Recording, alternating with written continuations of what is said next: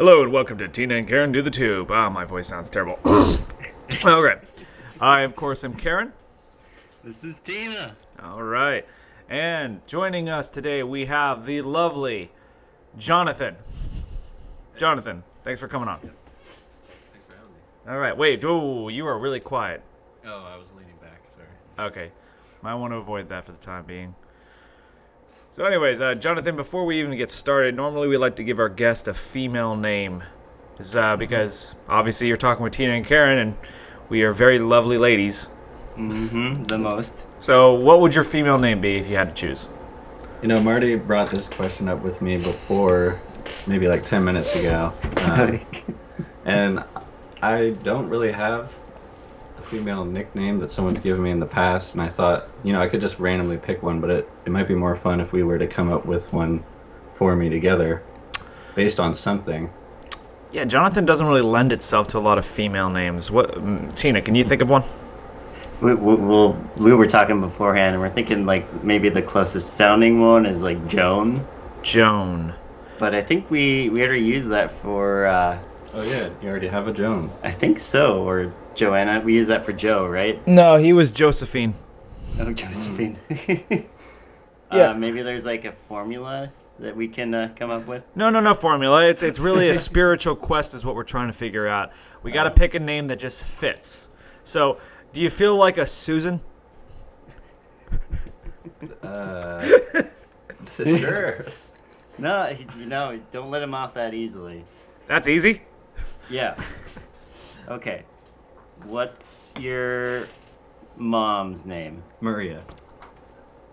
What's your sister's name? Francesca. Oh. That doesn't give us anything, Tina. Faria. You're just gonna combine the two. Faria? That's not even a name. Ferrari. That's a car. It's a sexy car.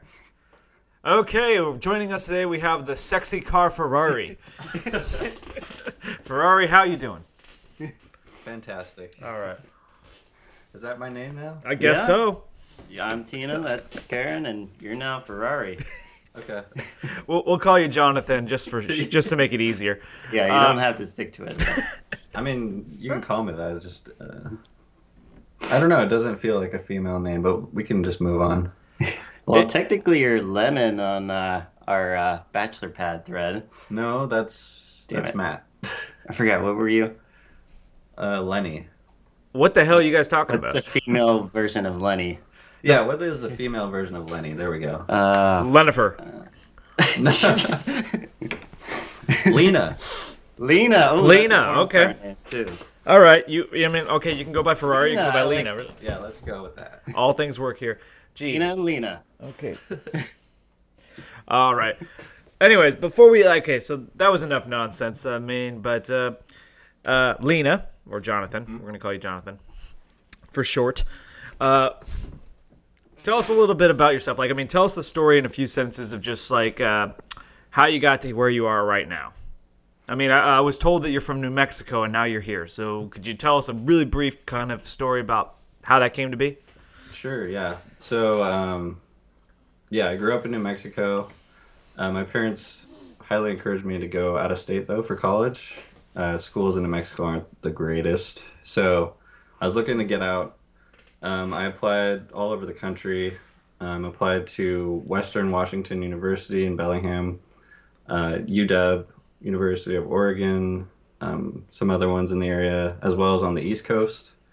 And then I got into UW and WW, and then I decided to come take a trip and visit because I'd never been here before. And I really liked the whole scene over here, especially in Bellingham. It just felt like a really good college town. The dorms were really cool at the university, and the campus was big, but it wasn't overwhelming. And so then I decided to go to Western.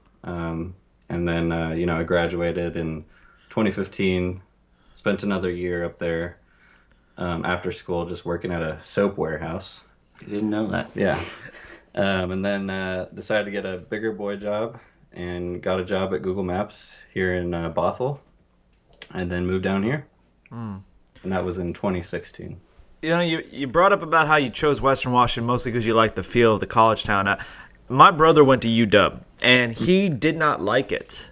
He still lives in Seattle today, but there's something about UW to me that just doesn't sound like a college place. Like, when he first visited me, I went to WSU in Pullman. He just said how the whole town felt like a college town and how he really appreciated that.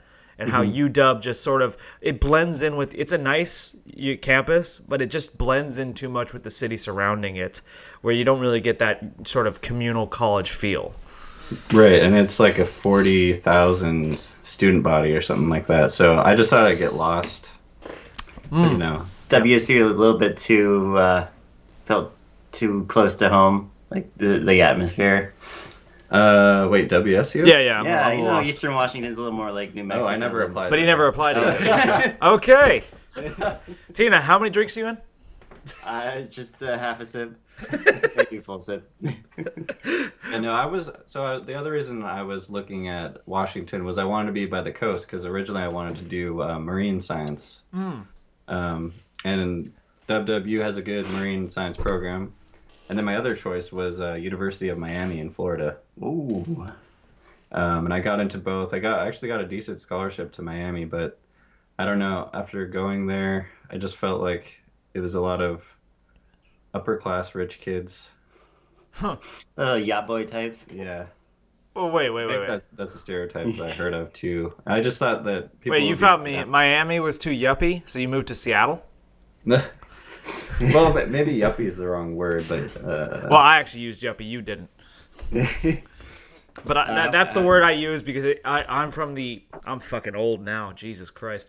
That was the term back in the day, like back in the 80s before I was born, for young professionals, upper middle class. Oh, okay. Yeah, I guess I don't even know what the word yuppie actually means, but it's a young professional. Yeah, and I didn't know that before I ever. Do you ever see American Psycho? I never thought about that. Yes, American Psycho. Yeah, that's the first time I think I ever heard the term yuppie, and it's really an outdated term, but I still like the way it sounds, and it makes me think of, upper middle class to wealthy people who have a lot of disposable income to blow, and they have no meaning or direction in life, but they're very wealthy.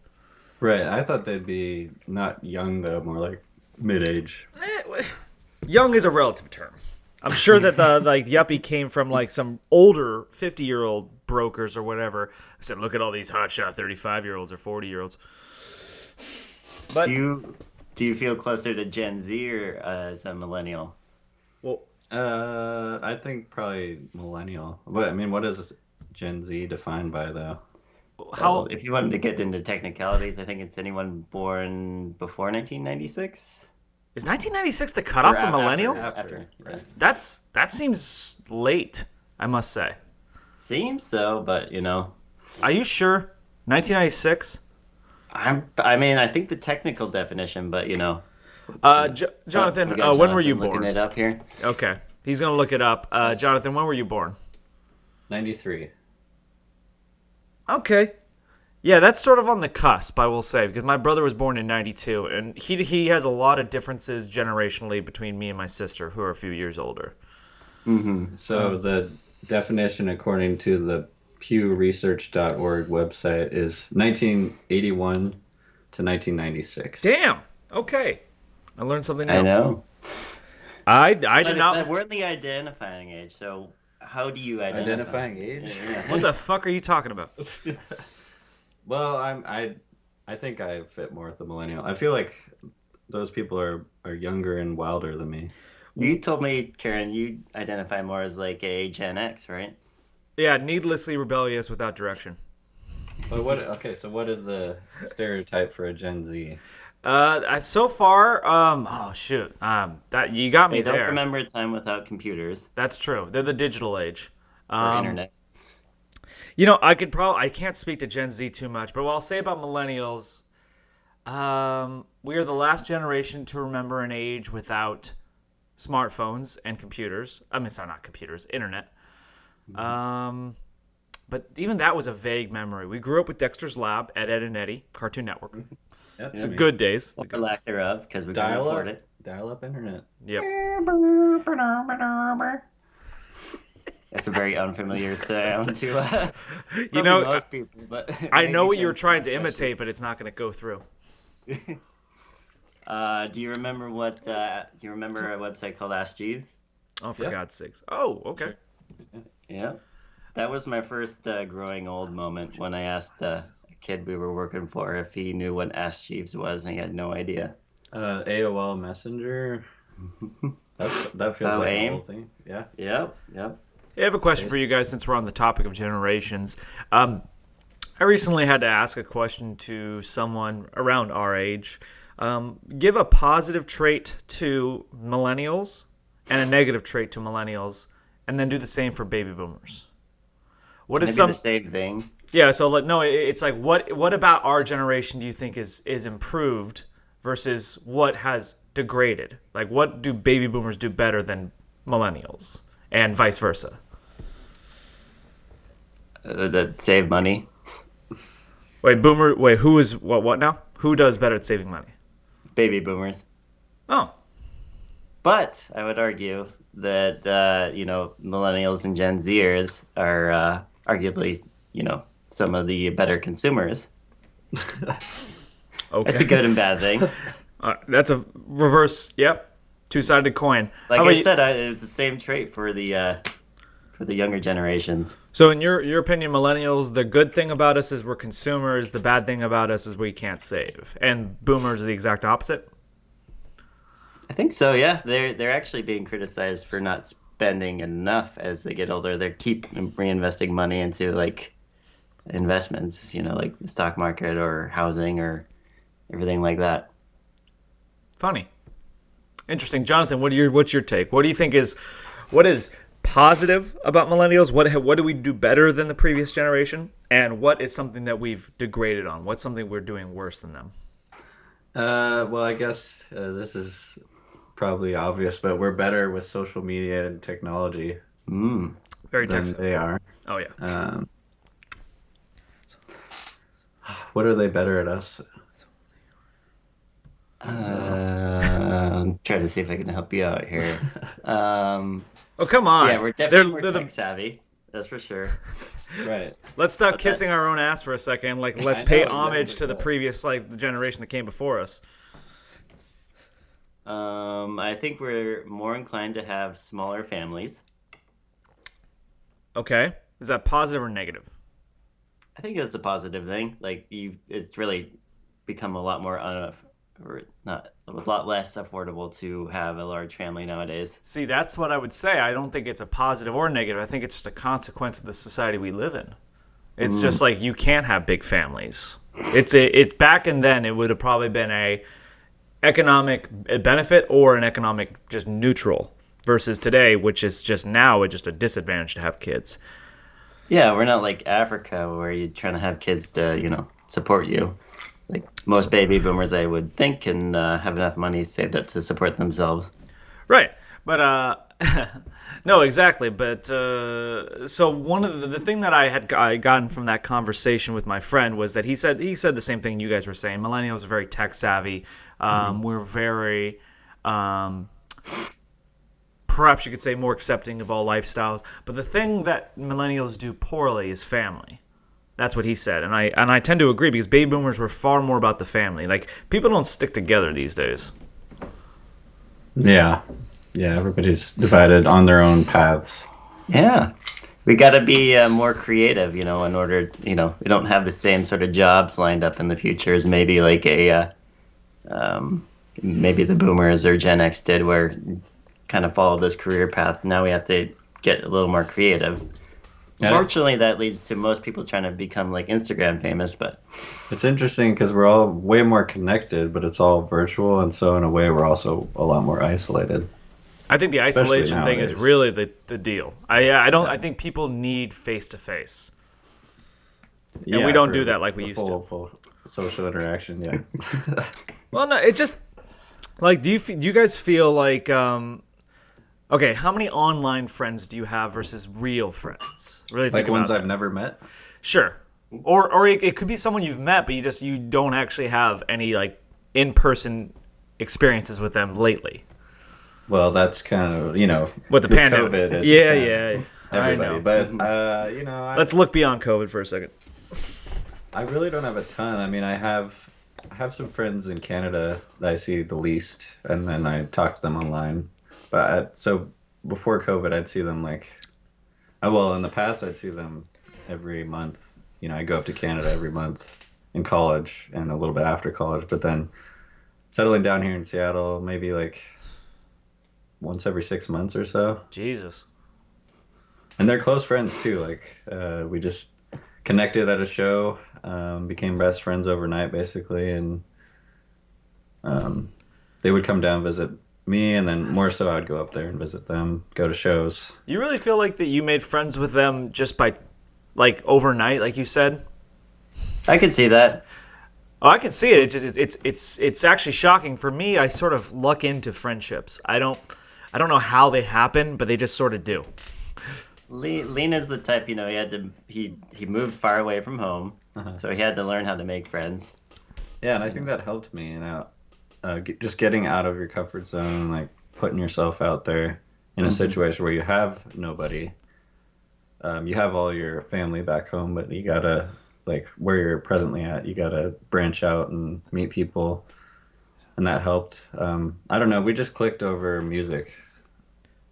Is that the reason why your parents wanted you to go out of state for school? No, maybe to grow up.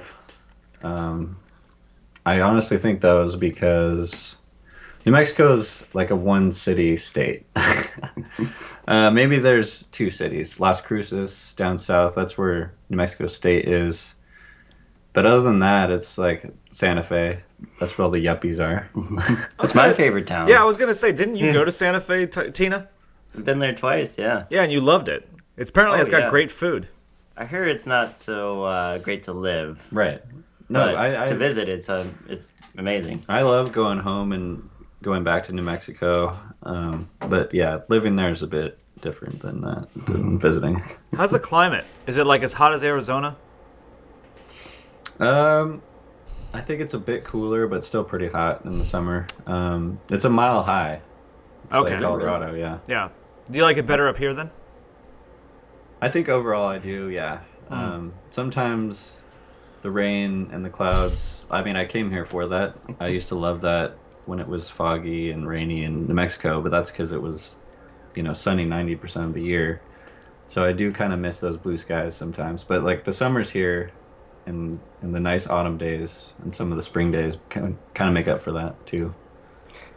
You miss the lightning though. Yeah. The lightning every day.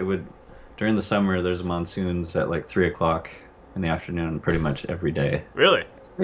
Yeah, and it could get super intense. There could be lightning all across the sky, rain just pounding, or hail, flash floods, and then it's all over in 10 minutes.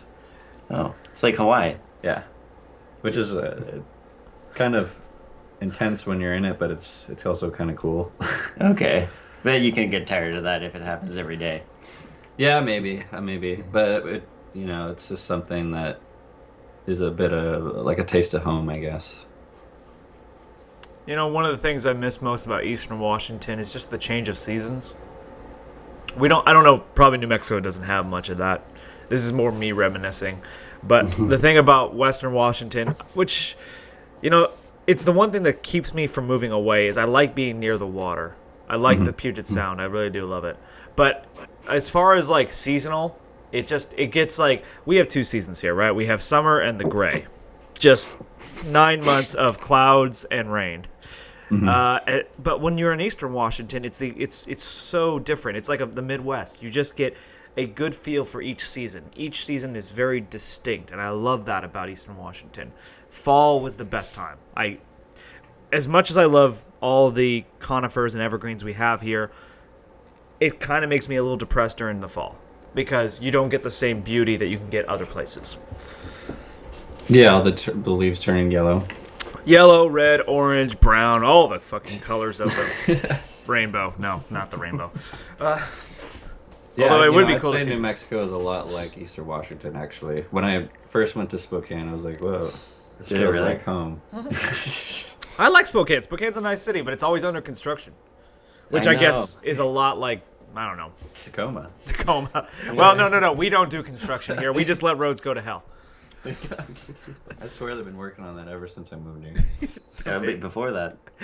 Exactly. It's Tacoma. We have a basic. I work for the city of Tacoma, but only for the power, public utilities. So we have a catchy phrase for public works. We like to say public works, second rate, always late. Nice. Yes, definitely. Anyways, great. We got a little bit of background on you, Jonathan, and we also heard that you're a lover of B movies. Is that right? That is right. Oh, that's I awesome. think we've watched several together. In Oh the yeah, past. it's been a theme throughout the pandemic. Ah, man, I envy you guys. I really do. I wish I had well, one of the things I do miss about college, I'll go back once again, is I just lived with a bunch of guys and we all enjoyed the same things. Crappy horror movies. We do it fucking every Friday or Saturday night because we weren't cool enough to go to parties. Yeah, we're trying to get. I think most of our roommates are into it, but there's a few groans here and there. Yeah, it's like, oh, this is horrible. I think That's- Llamageddon really turned people off. I wasn't a fan of that one too. We can get into that, I guess. Llamageddon? Llamageddon. Yeah. What's we that went one? on, we took a risk and went with something that looked kind of stupid and funny in the trailer, and it turned out a little more stupid. Have you guys seen FDR American Badass? No. That one's on Amazon Prime and that one's pretty good. I Have you recommend it. seen it? No. Oh, what? Is it? You're Oh, this just is- gonna recommend things. I'm recommending things based on the trailer. That's what we're talking about. Fair enough. Yeah. Last night we almost watched what Marty said was the B movie Origin. Oh yeah, we did try to watch Plan 9. Plan 9 from Outer Space. All right. We couldn't. I don't know. It was like a slow start, or just the 50s style.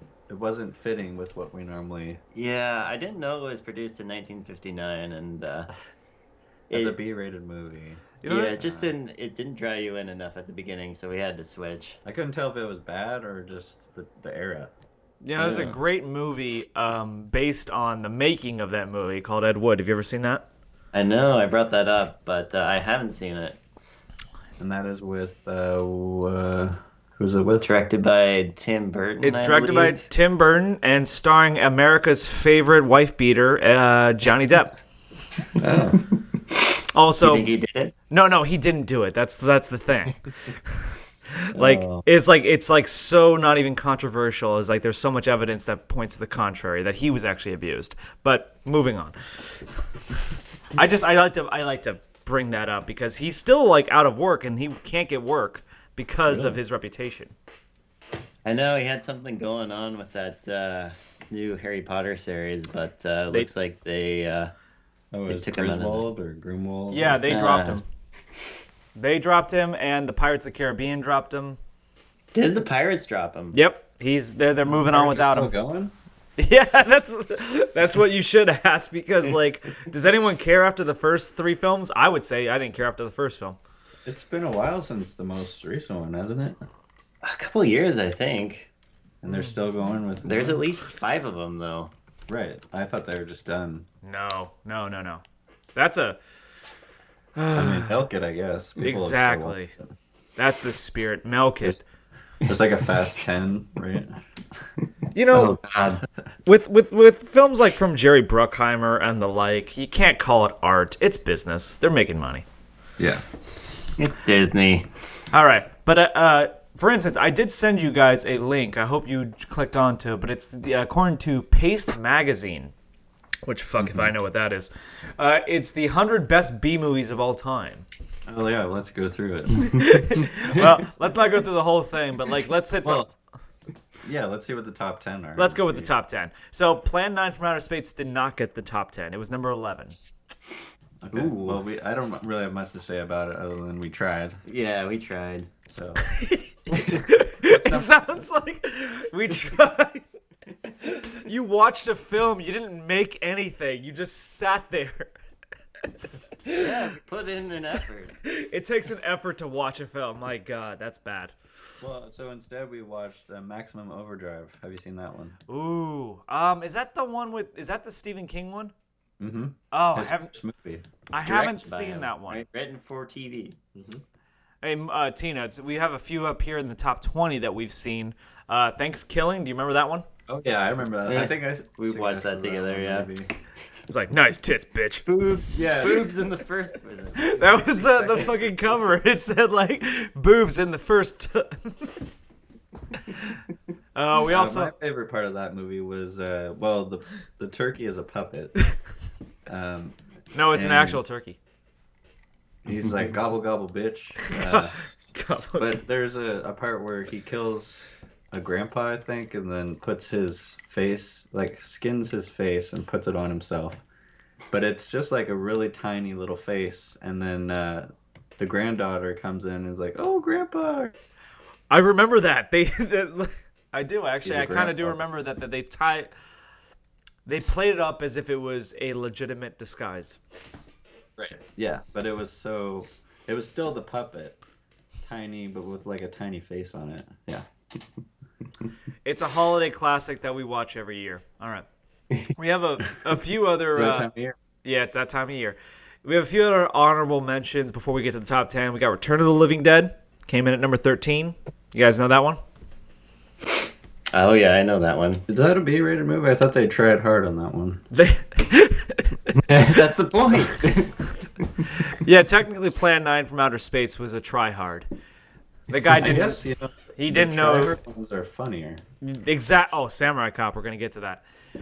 Okay. Yeah. The films where they legitimately didn't know they were making crap. Those are the best ones. Return of the Living Dead. Oh, yeah. Return of the Living Dead. House on Haunted Hill. I haven't seen this one, but it stars Vincent Price. Ooh, I've heard of it. I thought it was more of a legit, supposed to be scary movie, though. According to this list, no. All right. And then we, of course, have Plan 9 for Outer Space. But we'll move on to the top 10. You guys, we're going to discuss the top 10, and you guys let me know if you've seen it or not, and whether you'd want to see it based on the description. All right, number 10. All right, number 10. She woke up pregnant. All right, does the title... What year was it? What year was it made? It was 1996. Ooh, okay. All right. Right on I'm like in the right ballpark there, like 90s, 80s. kind of I'm late. assuming that she didn't wake up pregnant with a human child. I was going to say 1996. This is probably following the same suit as Titanic. Is it? I'm going to... Yeah. All right, so hold on. For decades, Plan 9 was the de facto answer to what is the worst movie ever made. But although it's certainly bad, it's not quite that bad. Or maybe it is. And we're just willing to forgive it because it's also quite charming. Wait, shoot. I'm reading the wrong description. All right. This is nobody cranks out a terrible TV melodrama quite like the Lifetime Network. And none of them are more melodramatic than She Woke Up Pregnant. It's about a woman who goes to the dentist office for routine surgery, goes under the gas, and boom, pregnant. But seeing as her husband is infertile and she's never been unfaithful, how did this come to be? Could it be the devilishly handsome dentist who will believe her story, especially when the dentist claims the two have been having an affair? This sounds like it's a Lifetime original movie, one of those. What do you guys think? Made for TVs. Yeah, made for TV. But is it something that grips you? Would you watch it? I don't know. I'd have to see the trailer. The description's not enough for me. The Lifetime nod kind of turns me off, honestly. Oh. I feel like it'd just be so cheesy Well, that it wouldn't. Here is one of the signature lines from the movie, and just so you get a grip for what this movie's about. When she's being accused of lying to the police, she says, and I quote, "I've just been raped again, but this time I'm wide awake." Okay. Line's taken out of context. Yeah.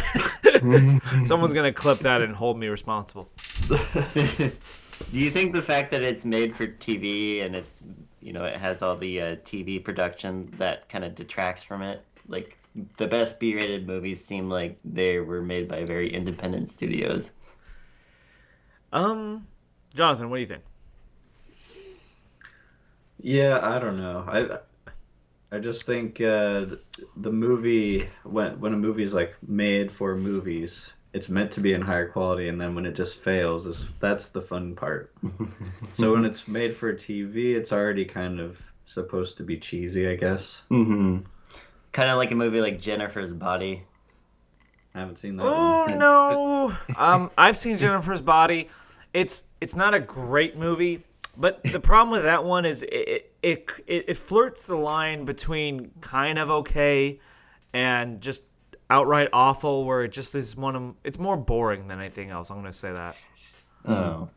There are Okay. so there are odes to B movies from big studios that just don't feel right. One of the things that comes to mind is Abraham Lincoln Vampire Hunter.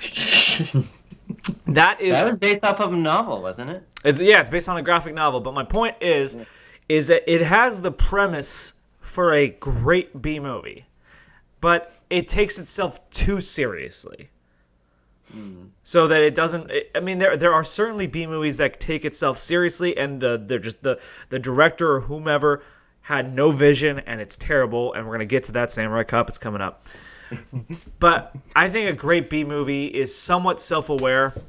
If you're not gonna be just a completely inept director, which there are the inept directors who make classics. Mm-hmm.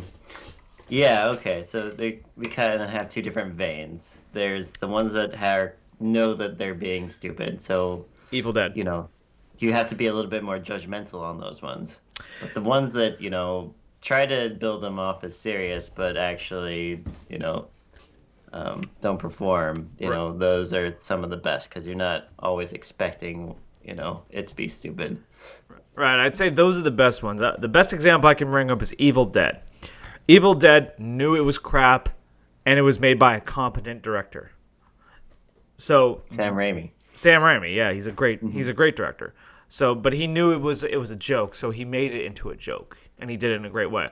And then there was the vein of, like, we're gonna get into a few of them: The Room, Samurai Cop, where the person who's making it just doesn't understand that they're not actually any good. They're delusional. They believe they're good. Right. And those are some of the most classics. Yes. Lena has actually read the book. Inspired by the Well, I don't know if I got fully through it, but yeah, the book written by the guy who was in the co-actor. I forget what his name is in the movie. Greg Sestero. Oh, Mark, right? Yeah, Mark. Oh, Mark. in the room. The actor's name is Greg Sestero. Yeah, Greg Sestero, written by him. I think I left it on an airplane or something, but I got most of the way through. It was interesting. It's a lot like, oh damn it, what's the name of the movie they made with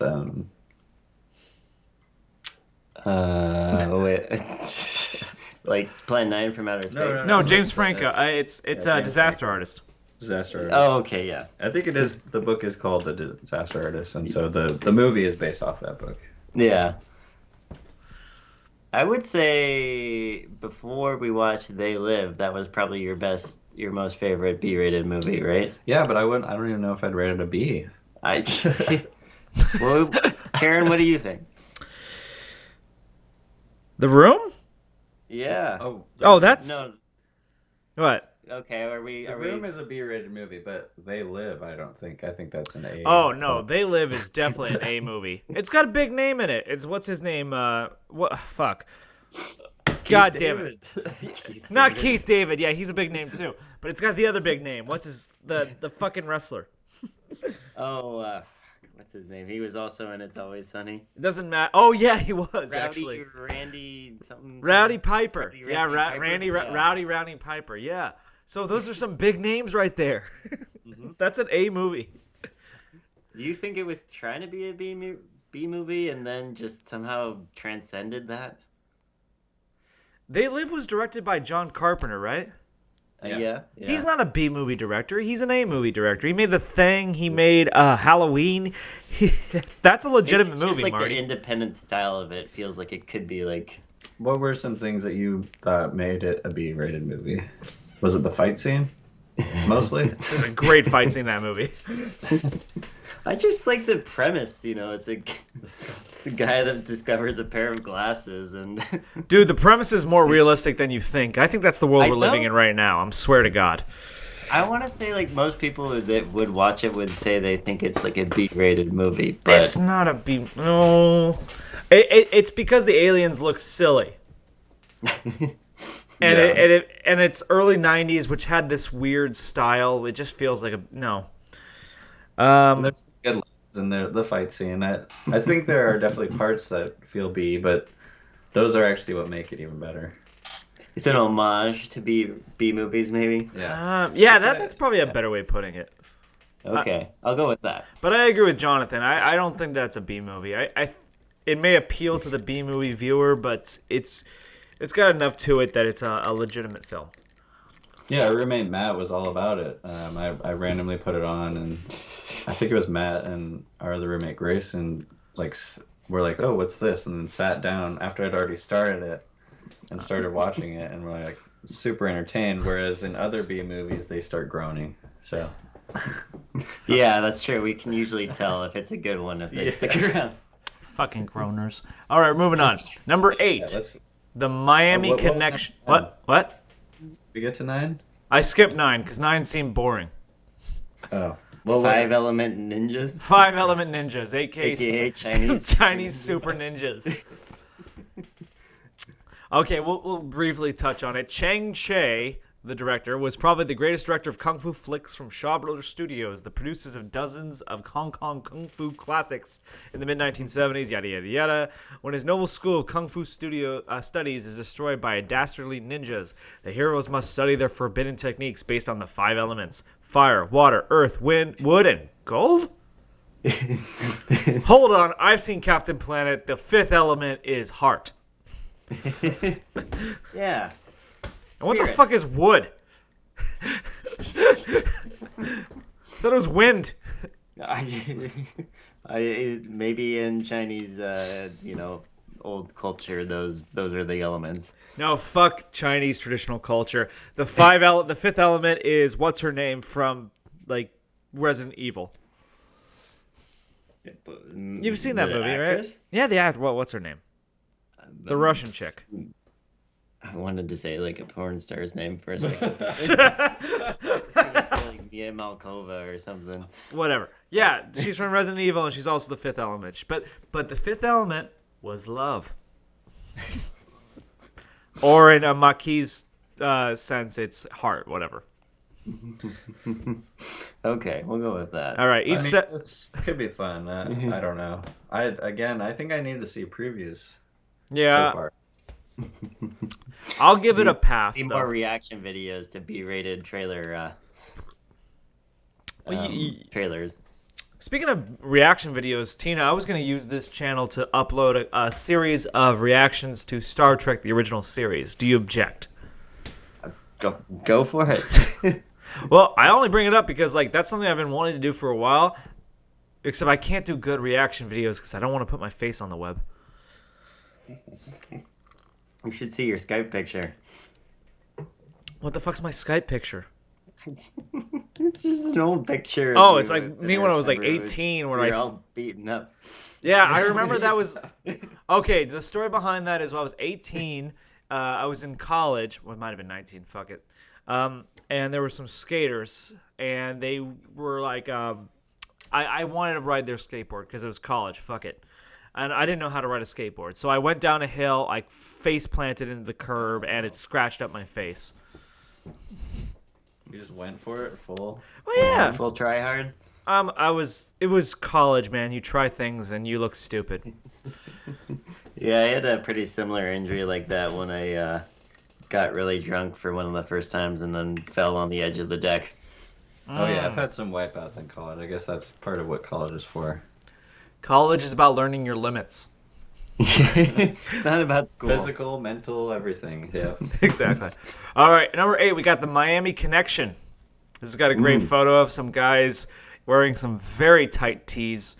A film that was all but forgotten until its rediscovery by the Alamo Drafthouse Theater chain in 2009. Miami Connection is a sight to behold, produced by and starring motivational speaker Taekwondo master Y.K. Kim. The film is part of a vanity project and partly public service announcement.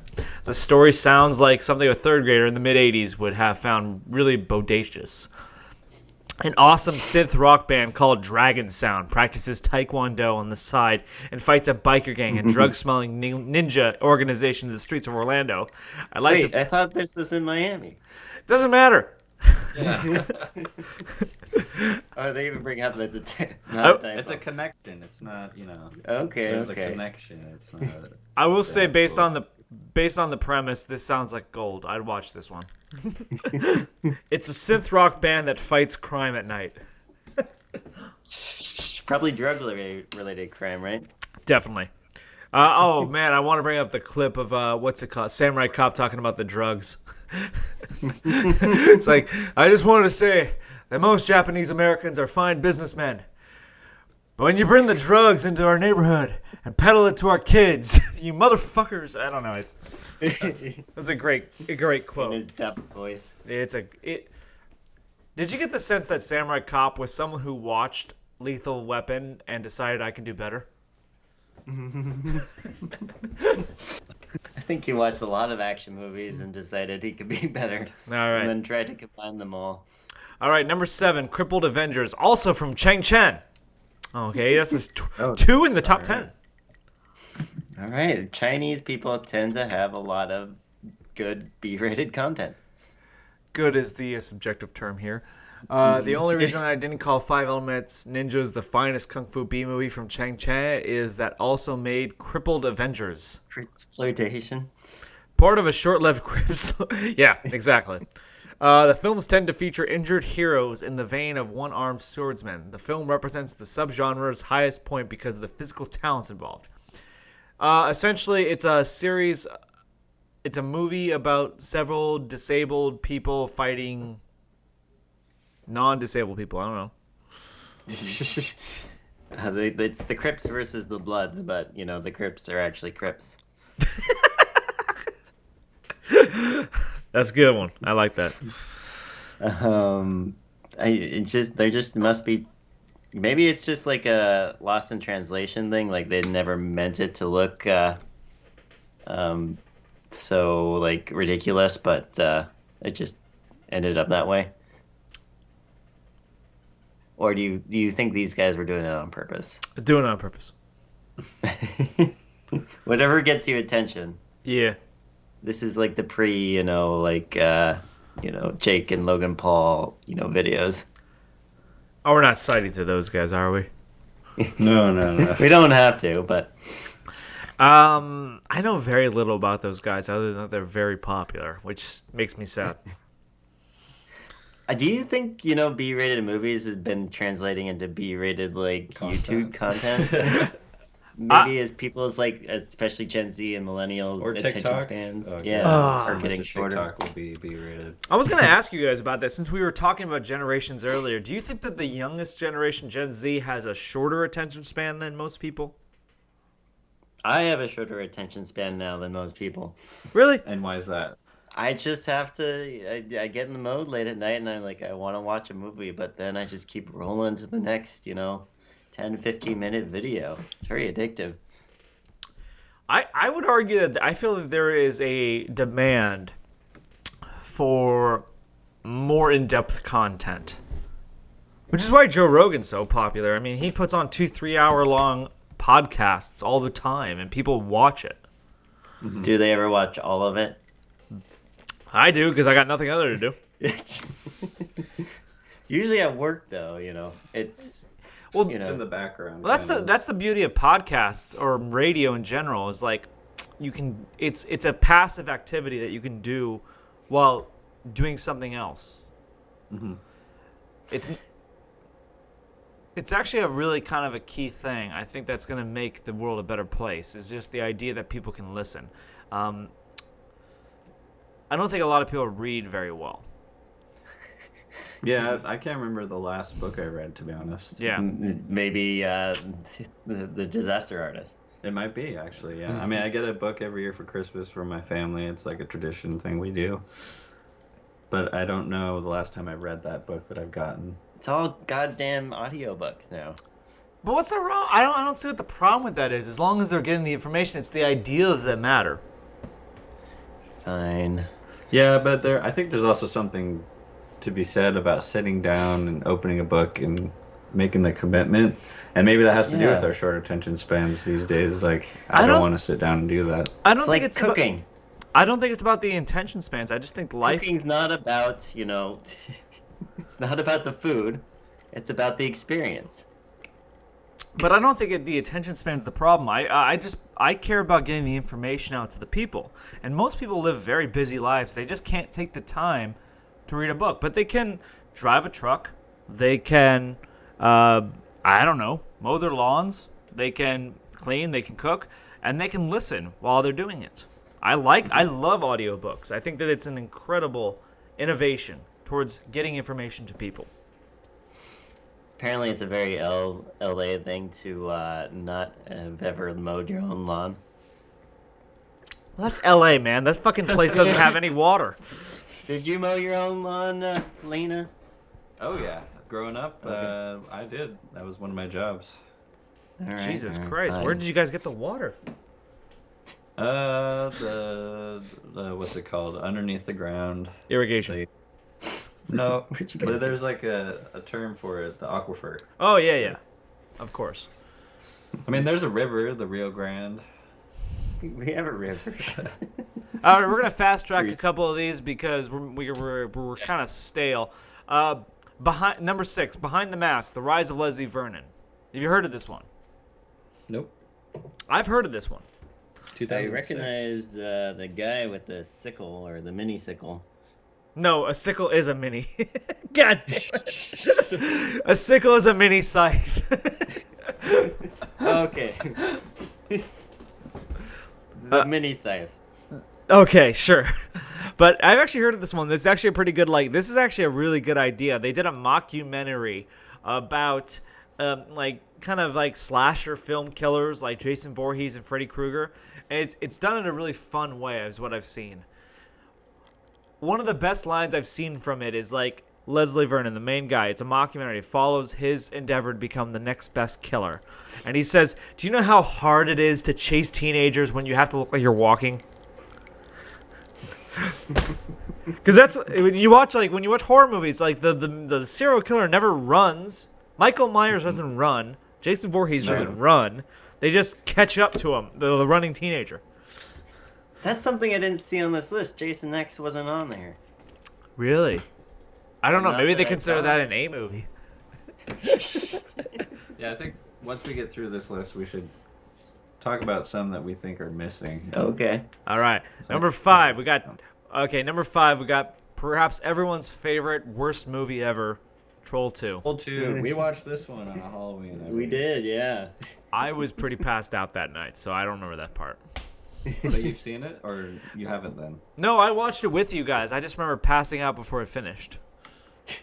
Okay, but you saw most of the movie. I was there. Do you remember what's the last thing you remember about it? The last thing I remember is like there's a crazy witch character who starts turning into Turns something. into popcorn. I don't remember that. It's been a while since I've seen it, but that is one that I would recommend. You know, I feel like it fits in the top 10. Okay. I agree with this one. And Tina? I love that it's Troll 2, but they're goblins.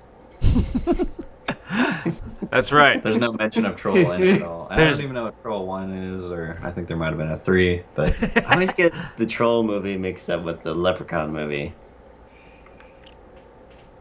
Do you guys What's that one remember? called? Do you guys remember Oh, the The Hood, right? that's the third one, I think. Leprechauns in the Hood? Leprechaun 3 in the Hood. That has Ice-T. Yeah, yep. Yeah. How the fuck did that franchise get someone like Ice-T? There's one in space. Oh my Is god. that- I don't know. Was Jason That's X it, you need at least 10 movies before you go in space. was Jason X the first major killer to go to space? To go to space, maybe. Yeah, I mean, there's been killers in space Yeah, none of them actually get out there, though. when they've already had movies. Yeah, Obviously. I think space is, that's a threshold. That's a fucking threshold, all right. Yeah. not many B movies can go there. Tina, do you It's remember kinda that? like out of ideas. So like, what else can we do? Well, we haven't been to space yet. Well, you know, Yeah, you either have to start in space or Or maybe it's part of the plot, like you go to space at some point. But have either of you Just guys a- seen Bill and Ted Save the Music? No, not yet. I've been told there's one scene I need to watch in it particular because there's an actor I like in it. who's that? It's from Barry. Which guy? It's Soho Hank. Oh, okay. Apparently he's in it briefly and he's got a crazy, ridiculous scene. Nice. No eyebrows guy. I don't think Karen's seen Barry, but what were you going to say about the movie, though? Well, I was just going to say, I think Bill and Ted is one of those movies that has the premise of a B movie but manages to make itself into an A movie because of how talented it was produced. Because so A means that you, like, anyone can enjoy it, versus B is like a selective enjoyment. I think that's a good way of okay. putting it. The normies will like A movies, and it's a niche audience that will tend to like B movies. I think the term B movie comes from the fact that, like, back in the day, like we had VHS and VCRs and all the home entertainment. When you went to go see a movie, you didn't just pay a ticket to get the feature film. You paid a ticket and you got like an animated short. You got a B movie and you got the A movie.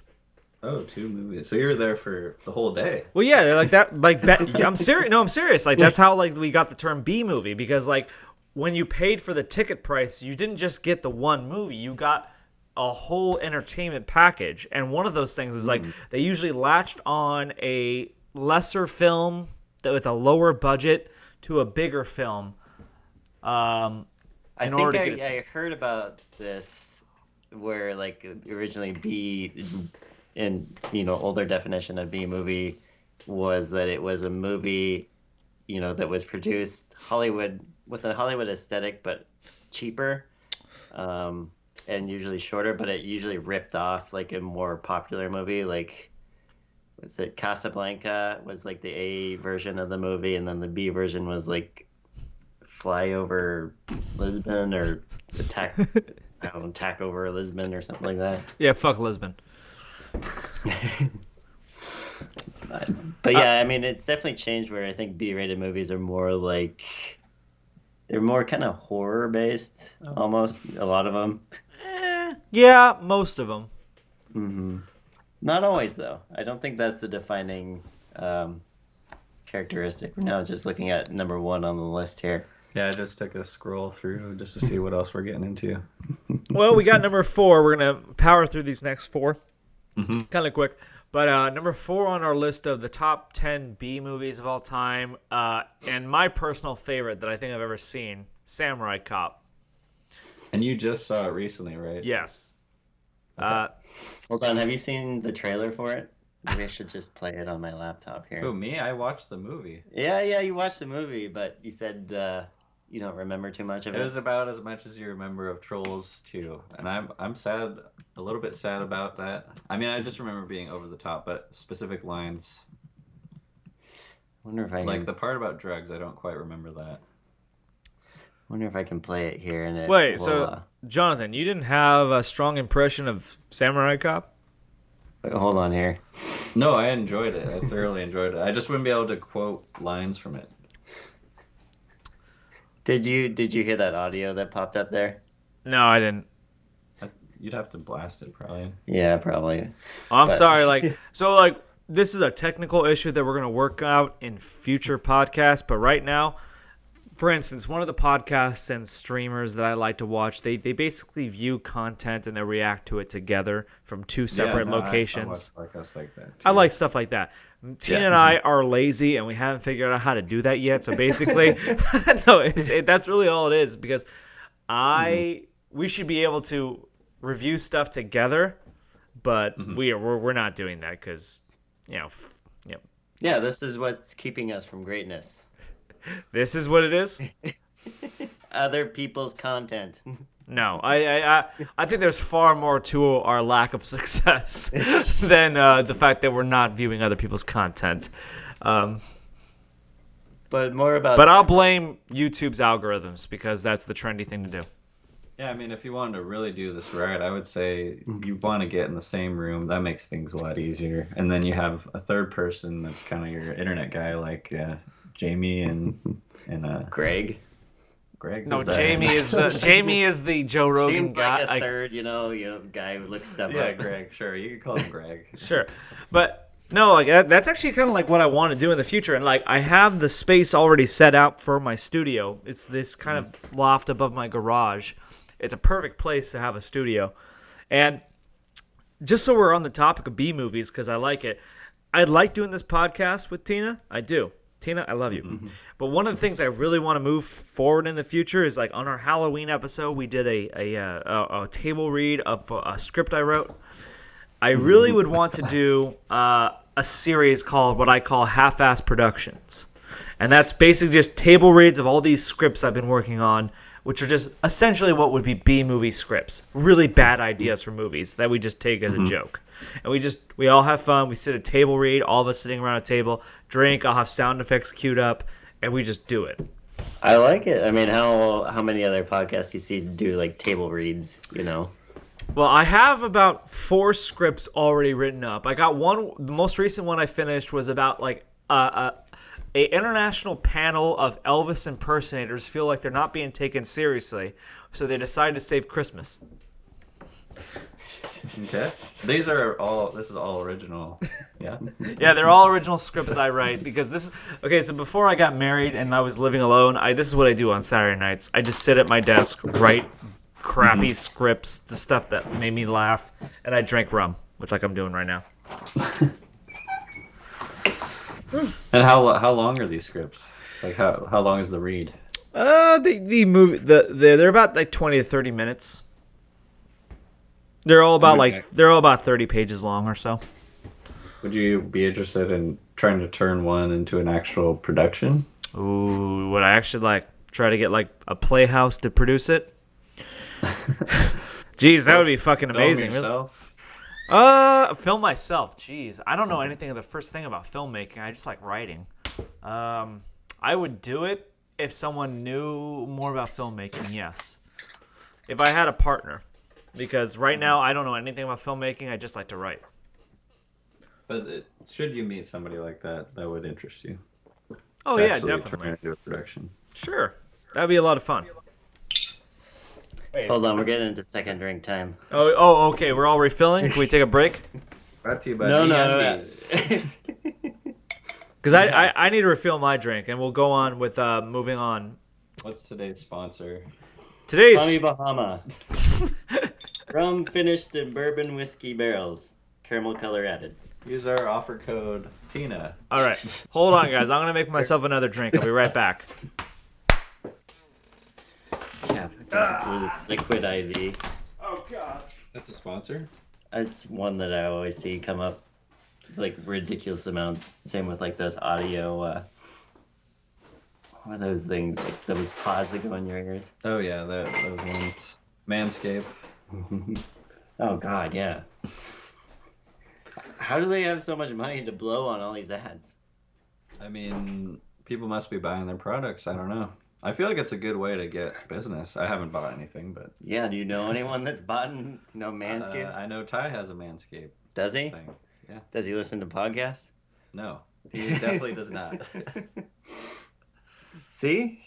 So- I haven't bought Liquid IV or those weird pod things. What else? I haven't bought MeUndies. Yeah, no, I usually skip through the ads because generally in the ones that I watch, it's almost like those are pre-recorded. They're not live. Yeah. So you can tell when it's going into ads, and it's usually like a 2-minute chunk, and you just fast forward to when it goes back to. And now we're back. Yeah. I know. Yeah, you can just look up the video if you're watching the video, and you just watch for the advertisement to disappear because they usually have something. Mm-hmm. Secrets to listening, right, listeners? Yeah, luckily you don't have that in this one, I believe.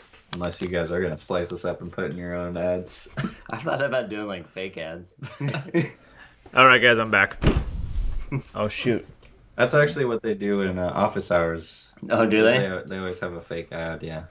Well, Well, yeah, if people think we already have advertisers, wouldn't that also make it so that they would be more likely to advertise for us? Or sign us on? Tina, we don't have advertisers. Yet. That's what's holding you back from greatness.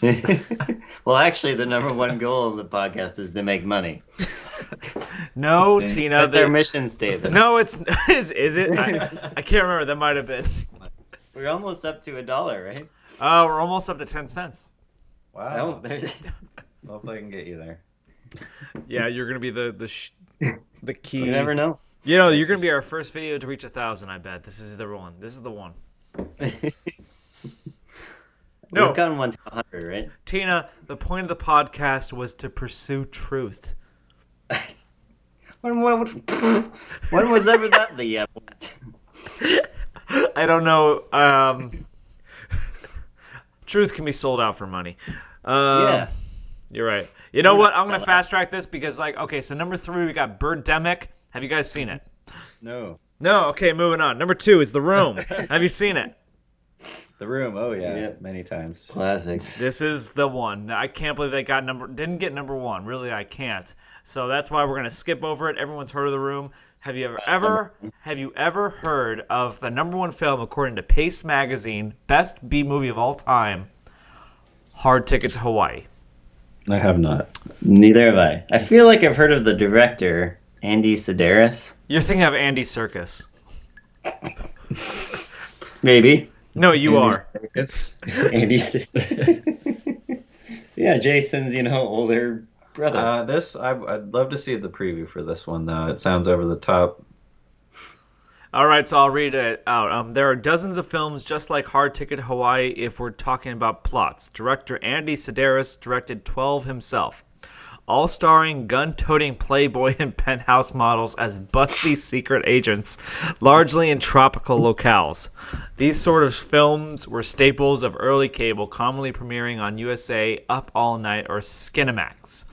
They're all trashy. They're all stupid, but Hard Ticket to Hawaii is the most fun of them all. Perfect mixture of classless sexuality and hyper-macho 1980s action. All right. Its action sequences are insane, from the inflatable sex doll clutching skateboard assassin to a henchman named Shades, who is executed via razor-tipped frisbee. Oh my god! What? I think I've seen that clip. You can make your own GIFs, right, on Giphy. Mm-hmm. And somehow I saw that. I think it was like in a worst death scenes movie ever compilation.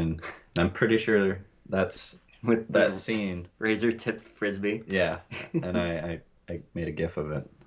Did you? I've actually never made a GIF or a meme.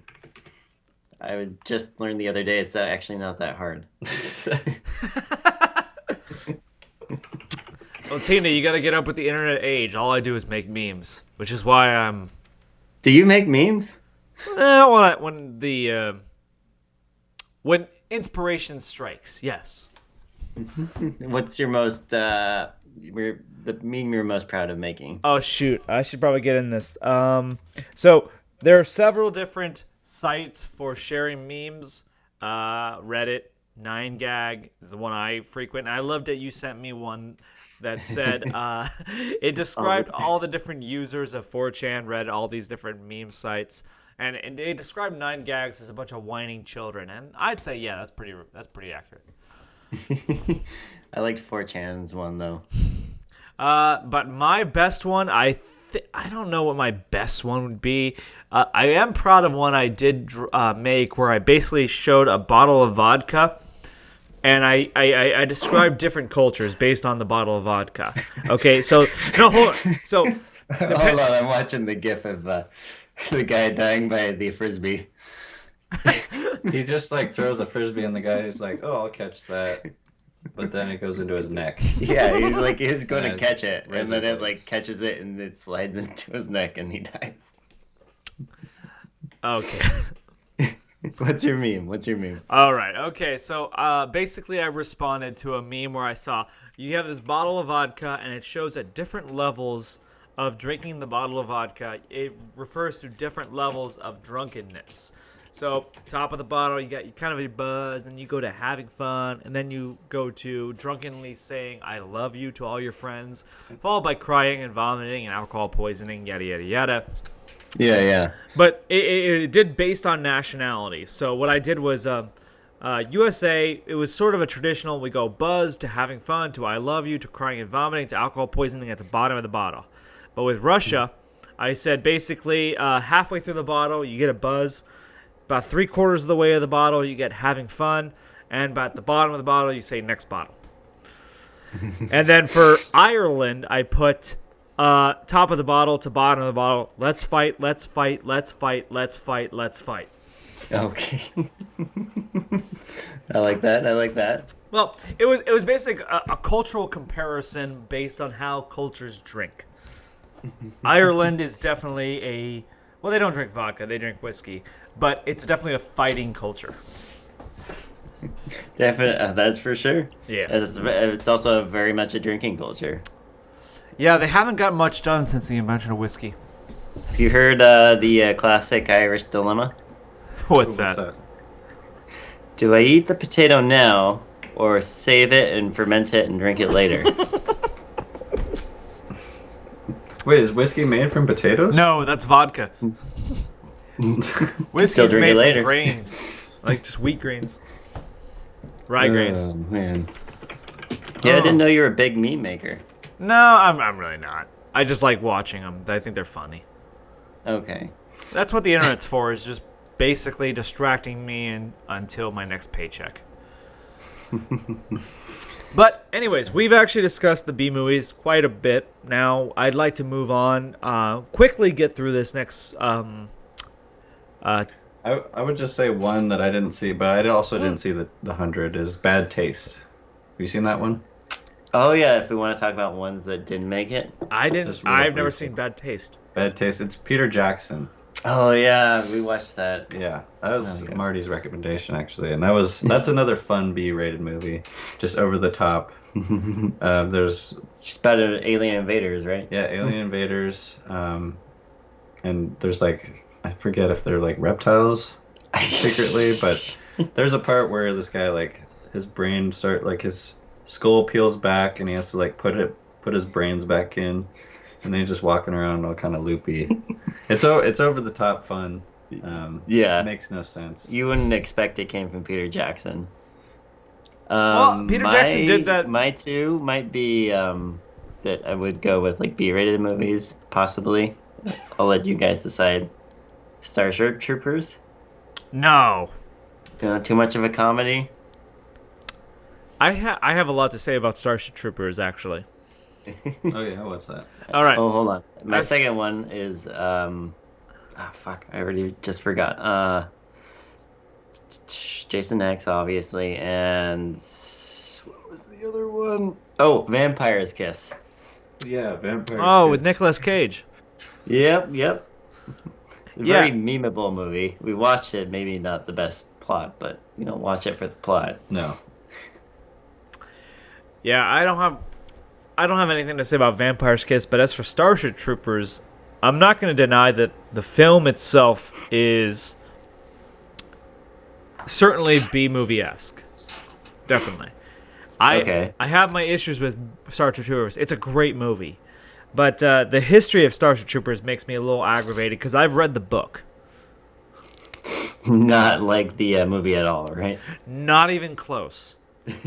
Okay, so I as far as I know, the director of Starship Troopers, he was going to read the book before adapting it, but he found it too boring, so he decided not to read it. So Isn't that the best way to start a B movie? it is, but like if the original author had saw the movie Starship Troopers, he'd probably be aghast. It's like, this was my magnum opus, and you turned it into a joke. Yeah, I think. Well, yeah, it's like if you had, Stephen King have Stanley Kubrick direct Okay. movie for you. Oh my god. That is one example of a great director misinterpreting a great writer's work and making it better. No, it is because like It is. The Shining is a classic, and it's mostly Kubrick. Yeah, it had nothing really to do with King, at all. Even though the novel's good, but Is that one he liked? Because I know he doesn't always like his adaptation or his interpretations. he definitely didn't like it. He didn't like it. Yeah. I don't even think he made a cameo in it, and he usually does make cameos in his own films. Do you remember why Stephen King hated The Shining, Stanley Kubrick's The Shining, so much? It had to do with Jack. Exactly. Jack was over the top, right? Exactly. It was Jack Nicholson. So,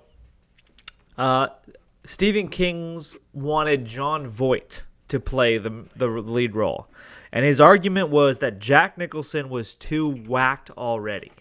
That you don't see the transition from like oh my god. No, Jack Nicholson that's who he is. He's just like from the get-go, from the beginning of the movie, you kind of think that this guy's a little unsettled. Exactly.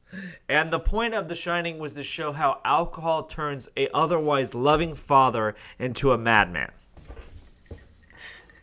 I think with the time constraints, I think you had to you couldn't show that transition maybe in a miniseries a lot better, but with 2 hours, 2.5 hours, I think you gotta say that he's already a little crazy in order to get the the actual horror and the effects of the movie. Mm-hmm. Did you know Jon Voight is now like a voice for Trump? Oh my god, that's right. Well, that wouldn't surprise me. He's been an outspoken Republican for years. He's also Angelina Jolie's dad. Is he really? Yeah, you didn't know that? You didn't know that? Mm-hmm. Yeah. Like actual dad or stepfather? Actual dad. Actual dad. I know. Who's his No, wife he's or her mom? someone named Jolie. Maybe. I don't know. I can't recall. It's surprising, but not. There's lots of Hollywood people that have Decided to become political. I don't think that there are a lot of Hollywood figures who are for Trump. I think there's Jon Voight. There's probably Clint Eastwood, I guess. What's his name? That would be.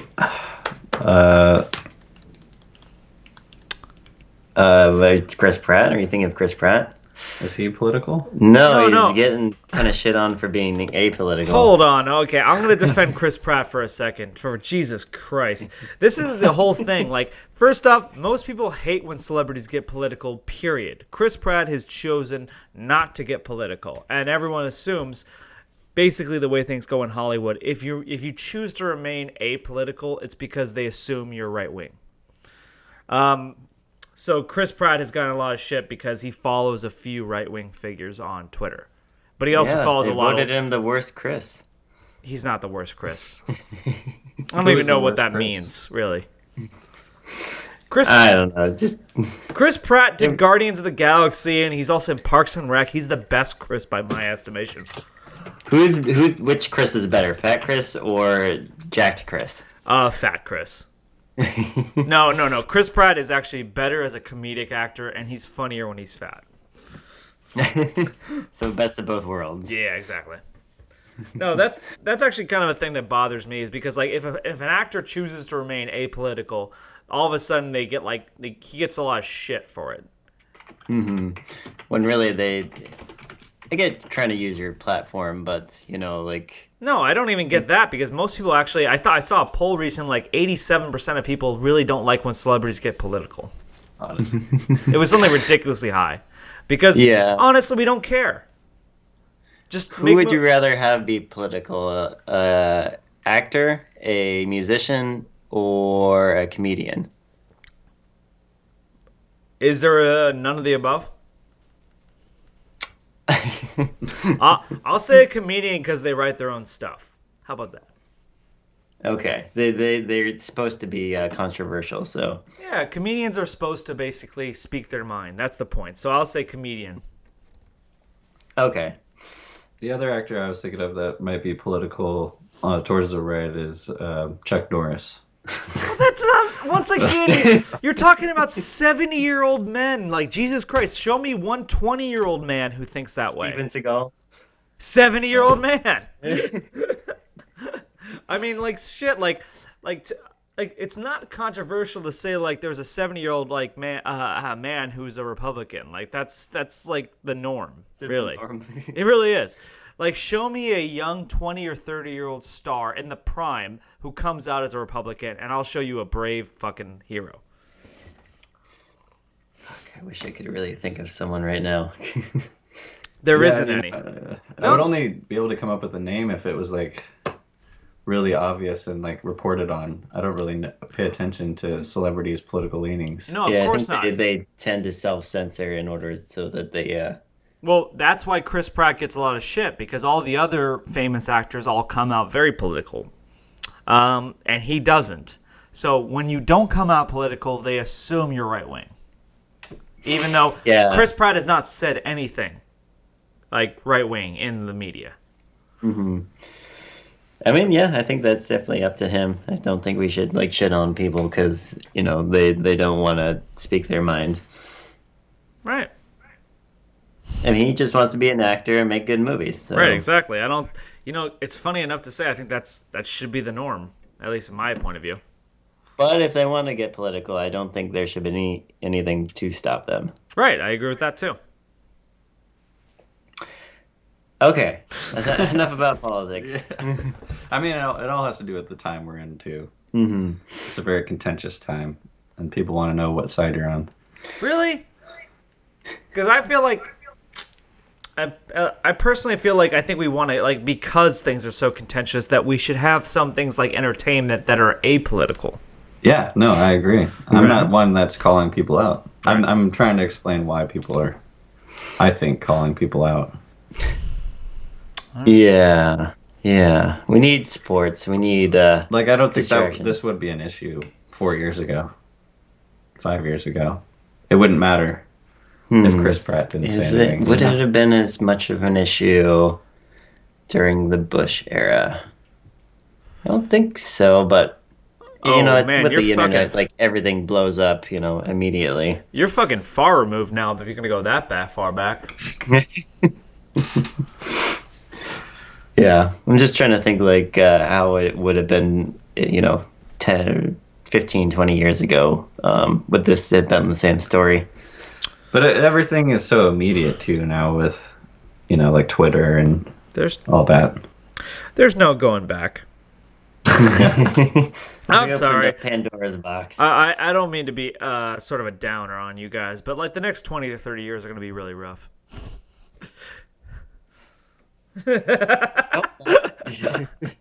I'm serious. I mean, I believe it. I don't mean to be a downer. I really don't. I don't want to be a downer. I'm just saying, like, I mean, from what I can tell, like the next 20 to 30 years are going to be really rough for everyone. Yeah, I think we cut out there for a second. Oh, really? Yeah, that's why I was trying to find that Ethernet cable. Even then, it sometimes cuts out. But I think that's a good time to switch to the next topic we had for. Yeah, we've been going. Is this where I need to leave the room? No. Well, actually, I was going to ask about that, Tina, because we're at like an hour and 20 minutes. I don't know if we're going to be able to get everything in.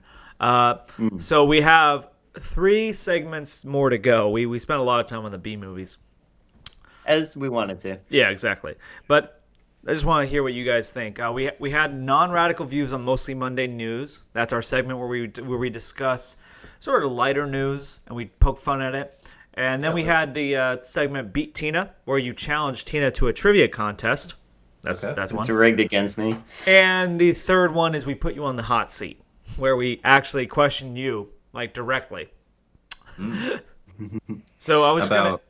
Yeah, I want to hear what you thought. It's just to get like your thoughts on very minute questions. Okay. I don't think they're minute. I think they're very important. Well, let's definitely get to the first 2 and see how we're. Okay. I'm down for all 3 though. Okay. I mean, if this needs to go longer. Yeah, you know, Lena said he's got all the time in the world. Yep. All right. I think our longest podcast is somewhere around hour 45 or an hour 20. So we'll see how we go. All right. But anyways, moving on. So, all right, this next segment Tina and I call the non-radical views on mostly mundane news. That's right, this is where Tina and I like to give you their not-so-controversial takes on seemingly irrelevant news stories. And, of course, we have Lena to chime in as well. We like to do this segment to balance out our listeners after hearing about all the shitty news that goes on and from reading the top stories of the day. Tonight, we look into whether or not eating yourself counts as cannibalism. We also look at the Pope's social media habits. And what the fuck is gooning? We'll tackle these subjects. All right. So the first headline, and I think this is going to be the most interesting one. And this, I'll just say the pictures disturb me. But this is from Fox News. Grow your own human steaks. I know. Okay, hold on. It seemed like a Fox News story, but It doesn't matter who it's from. It's still disturbing. Grow your own human steaks meal kit is not technically cannibalism, makers say. All right, so a do-it-yourself meal kit for growing steaks made from human cells was recently nominated for Design of the Year by a London-based design museum. Named the Ouroboros steak after the circular symbol of a snake eating itself tail first, the hypothetical kit would come from everything one needs to use their own cells to grow miniature human meat steaks. All right, initial thoughts? is it or is it not cannibalism? I don't care. How is it created? All right. It's lab grown, right? You know how we have lab grown meat? Just now we have lab grown meat grown from your own cells.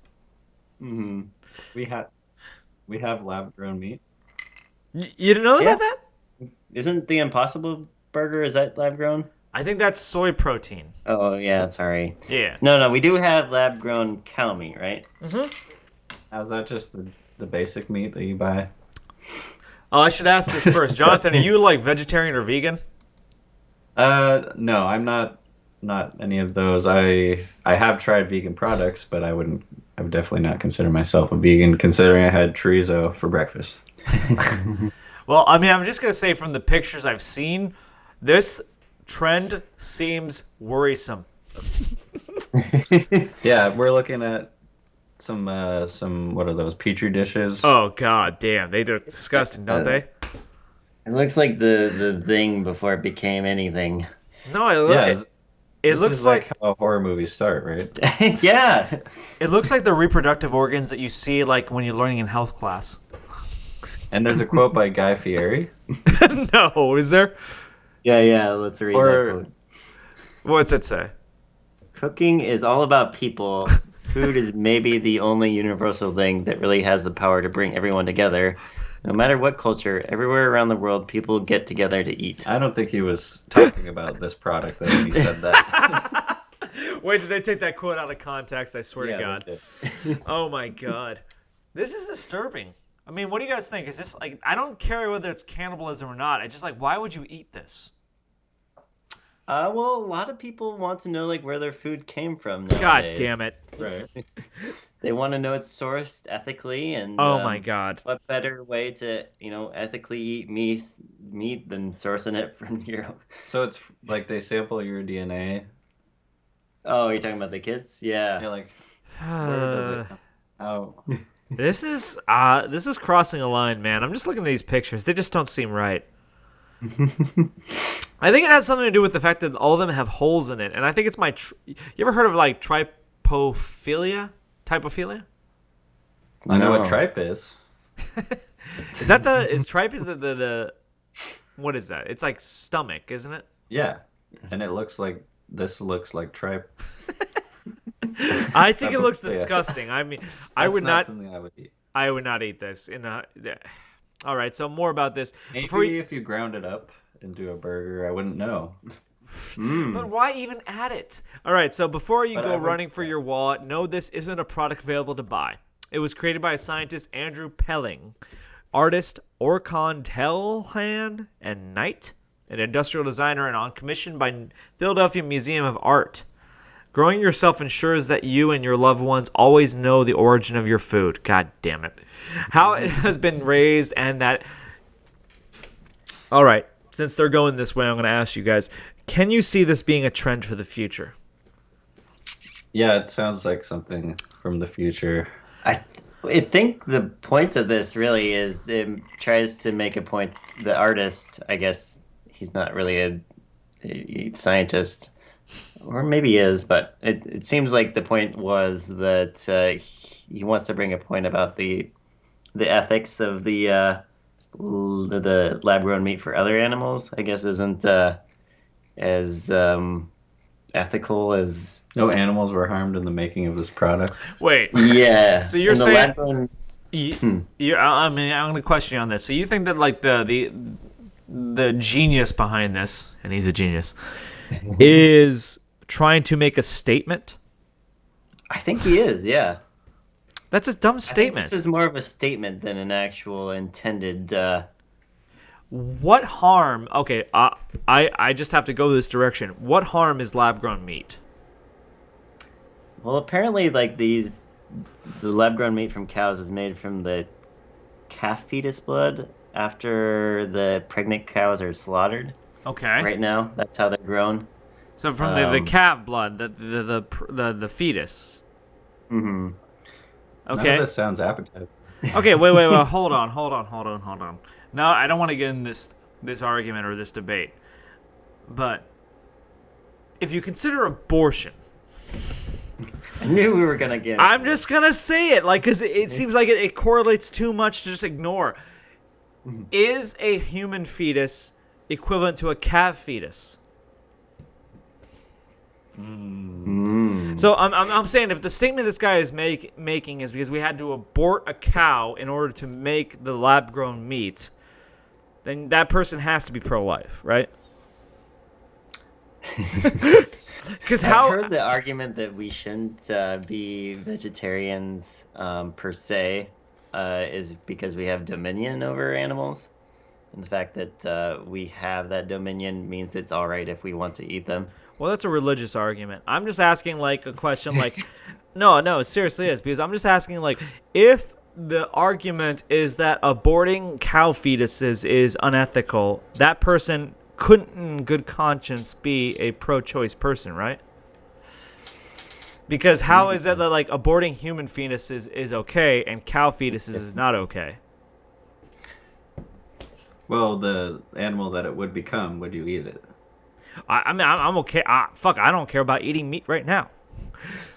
Right, but a human, would you eat that? No, of course not. But that's why I think this whole thing In is any disgusting. given circumstance. No, I'm not. I think this is disgusting. I fucking think this is awful. Is it ethical to eat your own meat? I think is the question the article is posing. Is it ethical? Sure. It's just disgusting. Mm-hmm. How do you know? You haven't tasted yourself. No, it doesn't matter about taste. It just matters. The concept. Oh, for God's sakes, Marty. I guess if you're not eating someone else, it's better than. Yeah, I was trying to think earlier, like, if I ever had to become a cannibal out of necessity. Oh my God, that sentence is brilliantly put.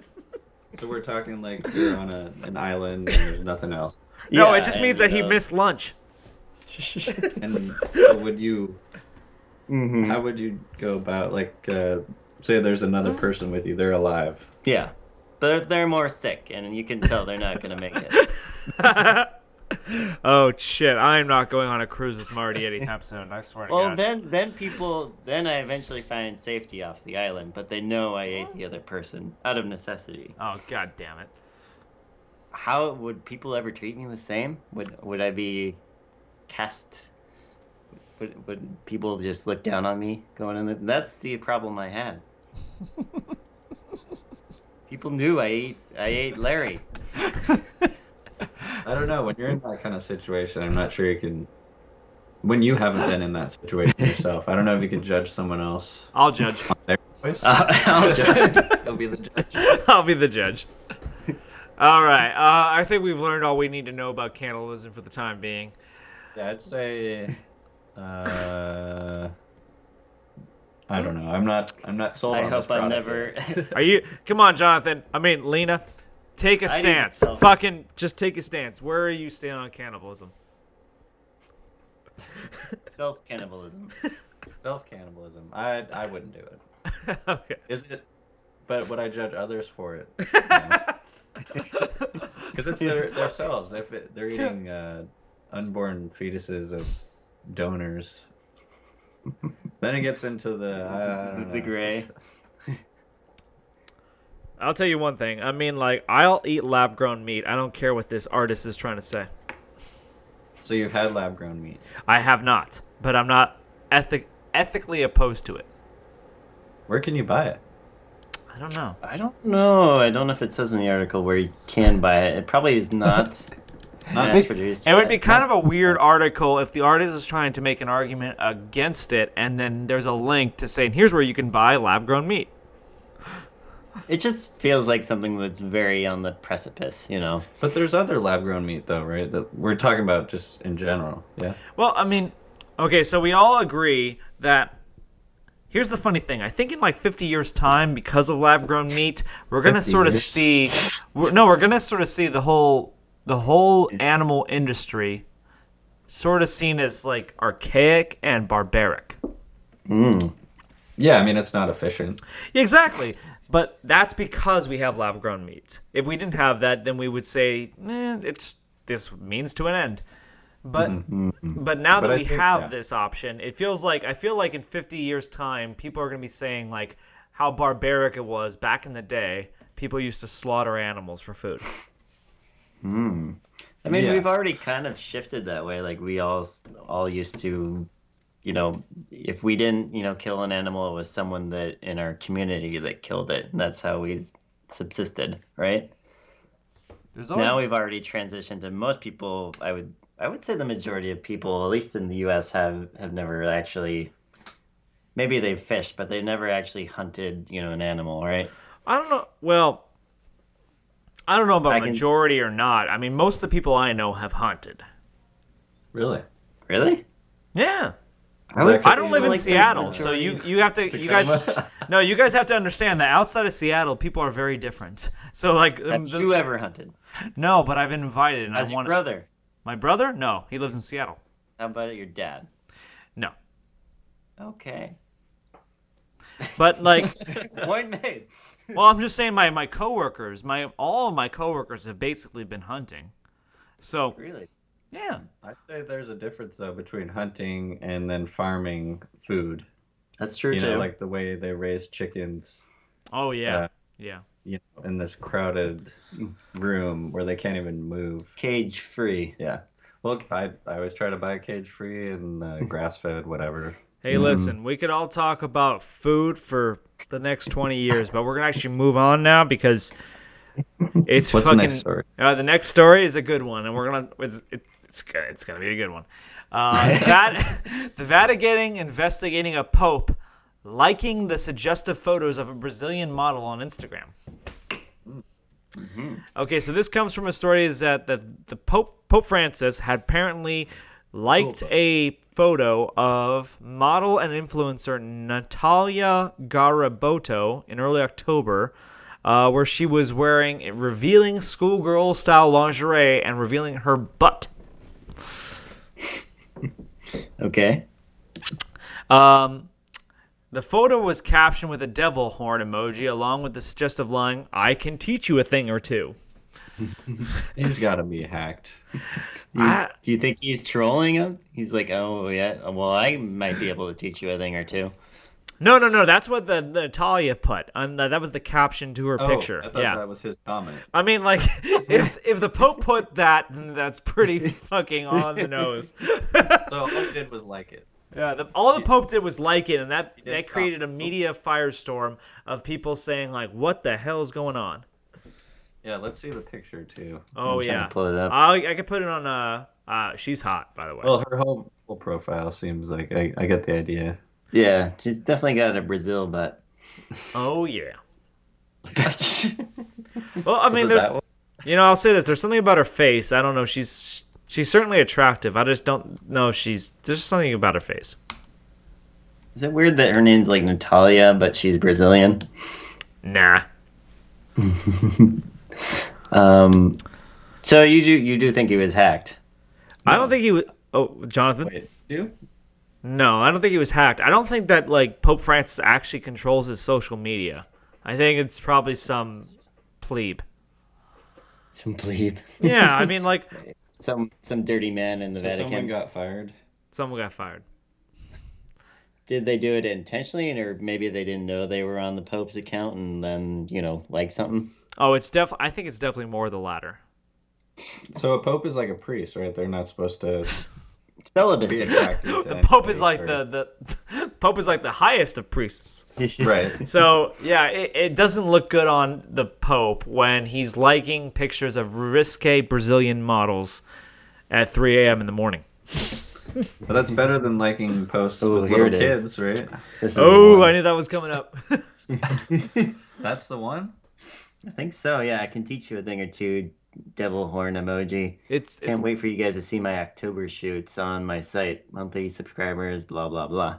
And it's her in like a schoolgirl outfit. yeah, it's definitely her in the schoolgirl Show outfit. some cellulite a little bit. Damn it, Tina. I think this is a lot like that situation with Ted Cruz where he got accused of liking, was that one, it was like stepmom porn, and it was on, was it on Twitter? Yeah.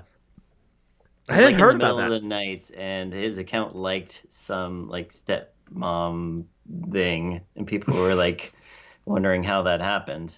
I hadn't heard I of think that. it was more likely that he liked it though. So what did the Pope say about it? Anything? Okay, so according to this article, the Vatican is investigating how the Pope's official Instagram account liked a photo of a scantily clad Brazilian model.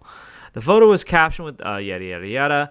According to the Catholic news agency reported the scandal and asked the Holy See for comment. The like was removed. It is unclear when the Pope's account liked the photo on the platform. It's not confirmed whether it was actually Francis or not. But my assumption, I wouldn't be surprised if it was Pope Francis himself. But my assumption is it was.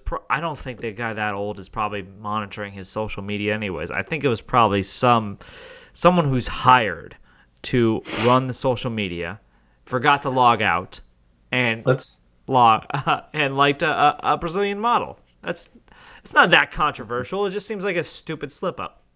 Is it certainly not wrong, right?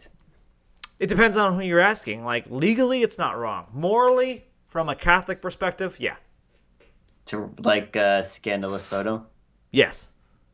What if she's in a Catholic schoolgirl outfit? though? Yes. Yeah, you know what? That's actually a pretty good point. She Yeah, was maybe he's just giving a nod to the attire. yeah. It's a way I'm to glad my religion is making It's its ways to. way to learn your cataclysms. You didn't grow up Catholic, right? No, my extended family is Catholic, so my mom had 11 brothers and sisters. Wait, Jonathan, are you Mexican? No. I'm sorry. I mean, like I Italian. hear Italian. Okay. A quarter. Yeah. All right. I just hear like 11 brothers and sisters, and you're from New Mexico, and you're Catholic, and It's Come on. funny when I say I'm going to New Mexico, everyone's like, Mexico? I'm like, no, the new one. They just opened it the other day. well, That's actually a good question. Do you think Mexicans have large families because they're largely Catholic, or just because they have large families? well, no, it's. Go ahead, Joe. Mm-hmm. I would say it's because they're Catholic because that's what they preach.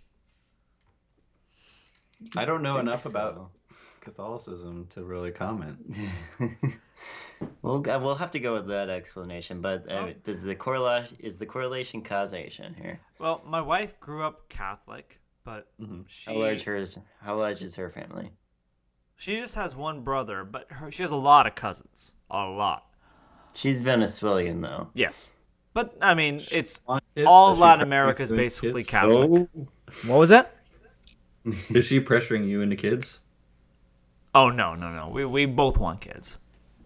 Okay, so but how many? Does she have a number?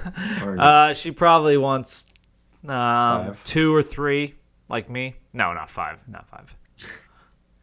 Because maybe that's more of an old tradition too, at least in the U.S. I don't know. I think- can't really. I don't know. I think Catholics in particular, because I actually don't know enough about Catholicism to say, but I do know Catholics have big families, so there must be something to You know it. why? They're not supposed to wear a condom when Yeah. they have sex. Yeah. I don't know. It's just. Do you think the Pope would wear a condom if he was with this model? Not if it was a boy. What? What? What? I Jesus had to Christ. go there. They bringing up, Catholicism, Of Gotta bring up course young you boys. do.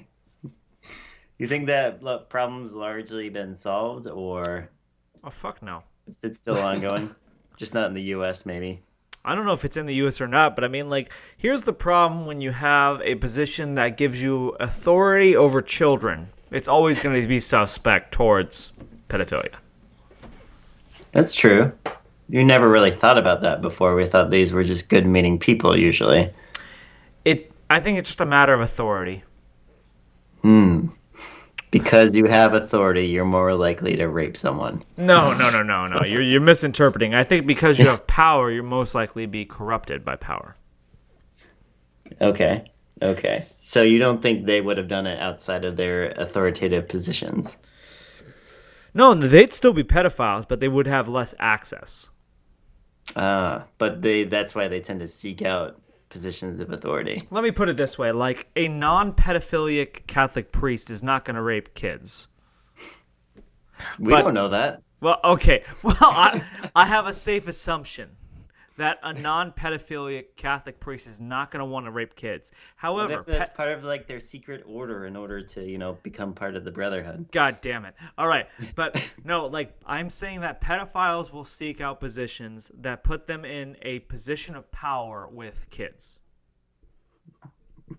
Pedophilia seems to be one of our most popular search for subjects. It's a fucking huge issue, man. It's amazing how prevalent it is.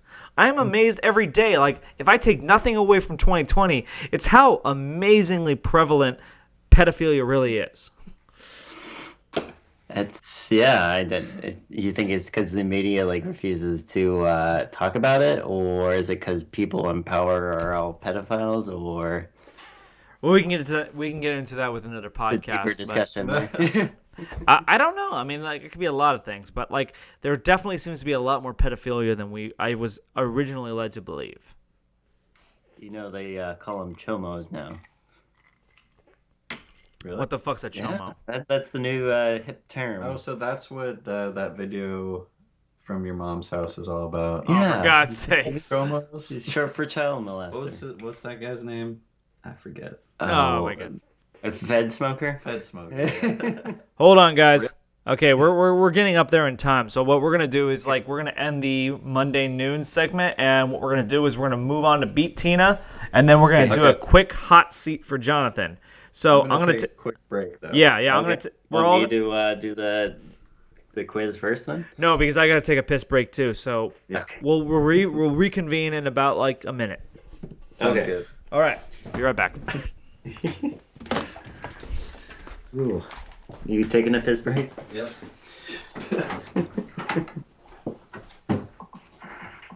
It's getting hot and heavy. Certainly.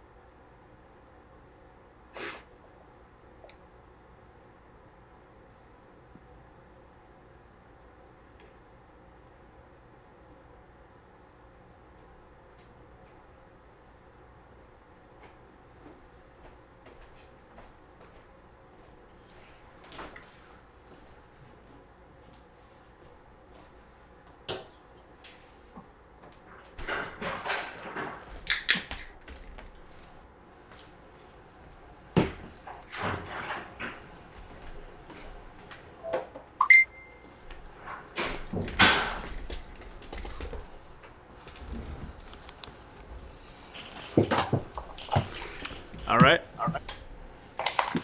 He's just about to come out. Cool.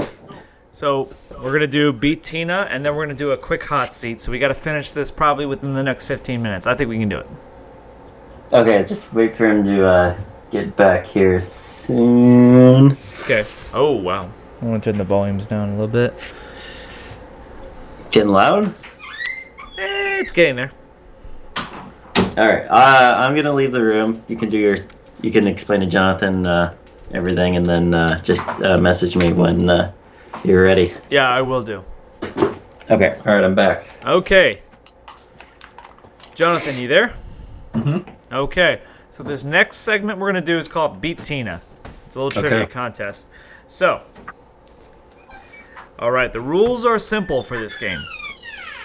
Answer as many questions as you can in the minute time frame. You can pass all you'd like, but you will only be given 3 guesses per question. And if in the result of a tie, there will be a sudden death. Are you ready? I'm ready. Okay, I'm not. I gotta look for my pen. Fuck. Uh-oh. I gotta get a pen.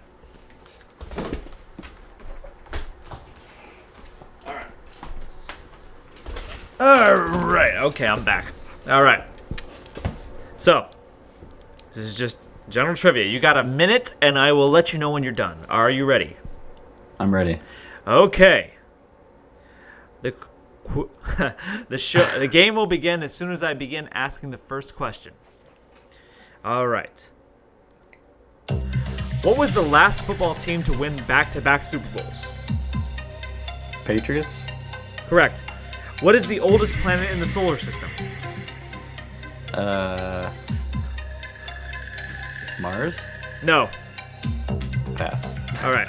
In Greek mythology, Apollo was the god of what? War? No.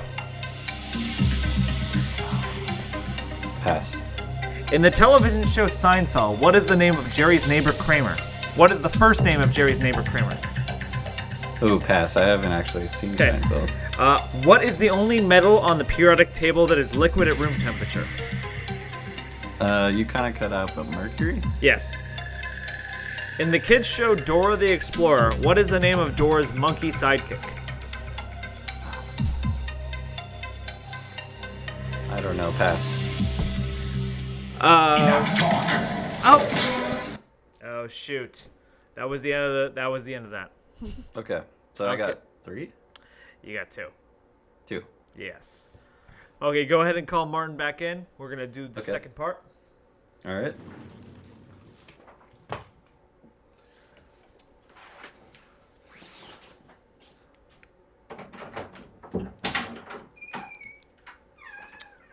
All right, Marty?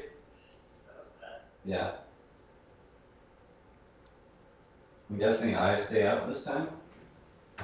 I don't think you No, have to. no, no. You would just go? Yeah. Tina, you there? Yeah, he's here. Okay, Well, Jonathan, he's you coming here. no, you He's don't have not to here leave yet. for this because you've already got your score set, so it doesn't matter what you hear. Right. All right. All right, Tina. I'm here. All right. Okay, Am I remember gonna the win? rules of the game. You can pass all you like, but you only get 3 guesses per question. Are you ready? Yes. Okay. 1 minute, right? Yes, 1 minute. The quiz will begin as soon as I begin asking the first question. What was the last football team to win back-to-back Super Bowls? God damn it. The internet cut out there for a second. What was the last Over. team to win back-to-back Super Bowls? Yeah, are you far away from the mic or something? No, I'm Listen right next to the thing mic. for me. What was the last team to? All right, we're gonna have to. Sorry, no, we're gonna. Okay, we had to redo. We had to do that. Don't ask you a bunch of questions. Oh, all I right. didn't catch a lot of that. Okay, we're gonna start over. You didn't hear the first question, right? Not at all. Okay, we're gonna start over. Okay. All right. Can you hear me? Yes. All right.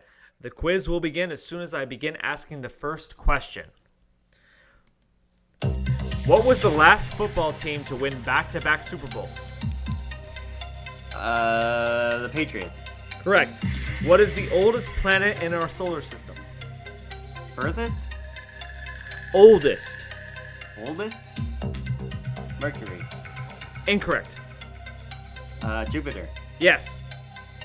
In Greek mythology, Apollo was the god of what? God of war. No. God of speed. No. God of ice skating. No. Moving on. In the television show Seinfeld, what is the first name of Jerry's neighbor Kramer? Cosmo. Yes. Who is the only recording artist to have a top 10 album in 5 consecutive decades? Michael Jackson. Incorrect. The Beatles. Oh.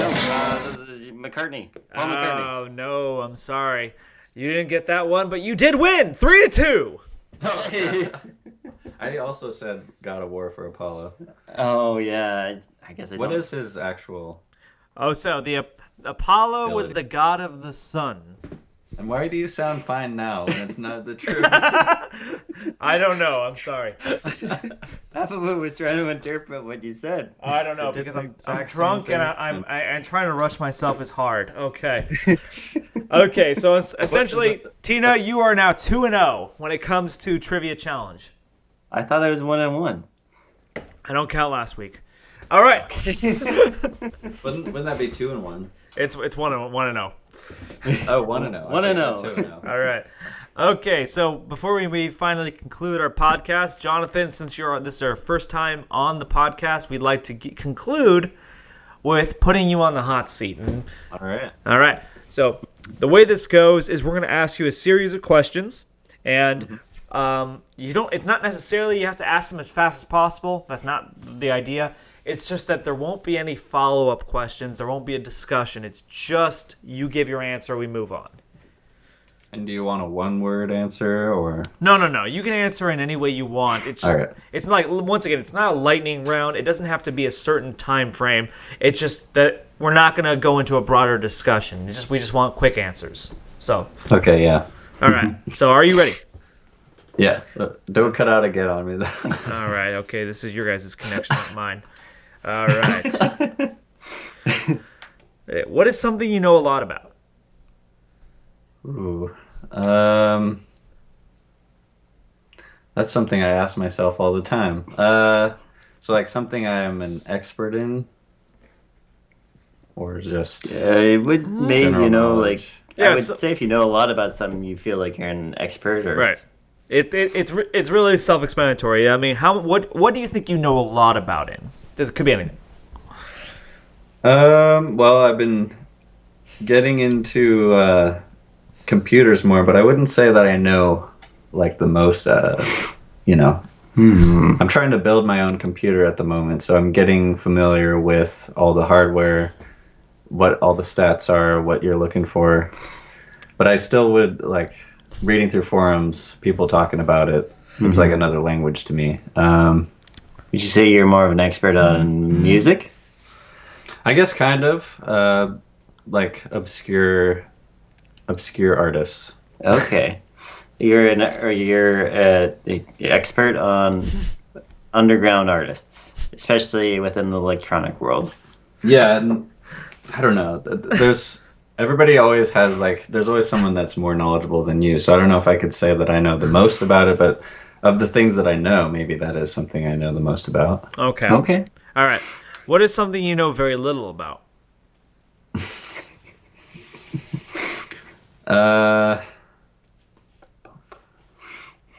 Catholicism. Religion, really. There you go. All right. If you had to have sex with a male celebrity, who would it be?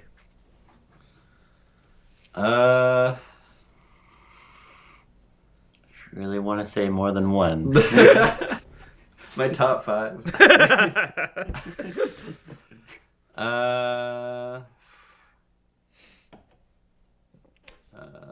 You can pass if you have no idea.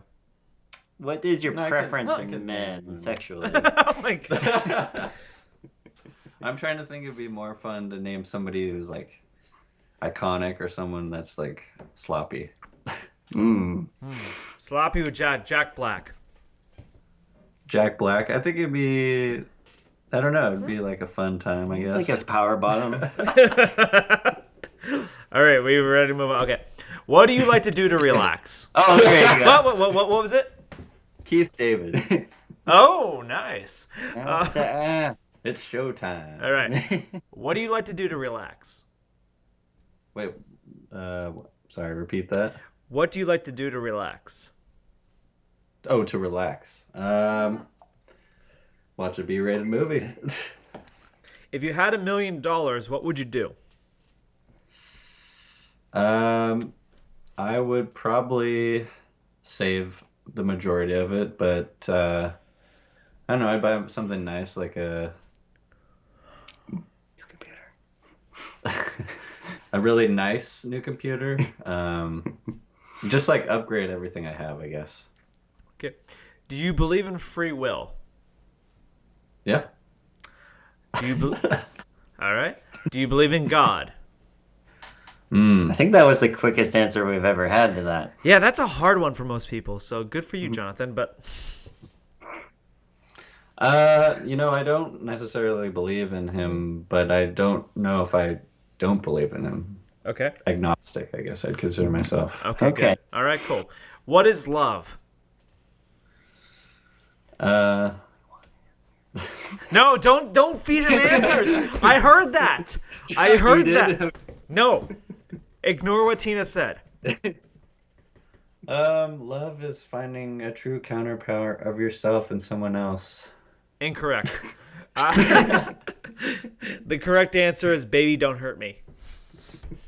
Oh yeah, that's what I was thinking of when Tina said that. All right. It's the only one you can get wrong. Right. All right. What do you believe to be the best fuel for hatred? Fear, ignorance, or jealousy? Well, this is a new one. I'd say ignorance. Okay. What is something from your past that you regret? Oh man. Ooh. Uh-oh.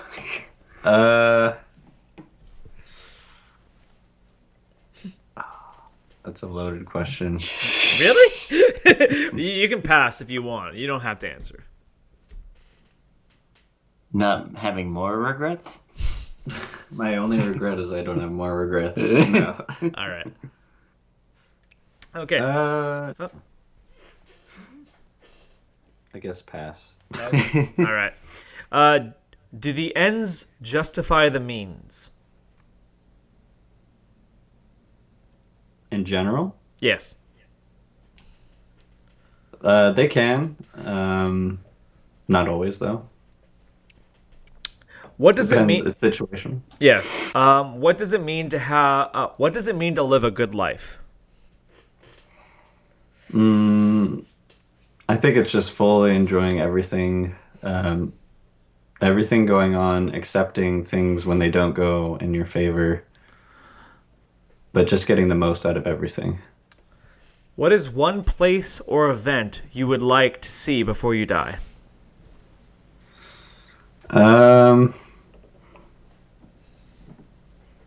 I'd like to see. I was gonna say a solar eclipse, but we just had one.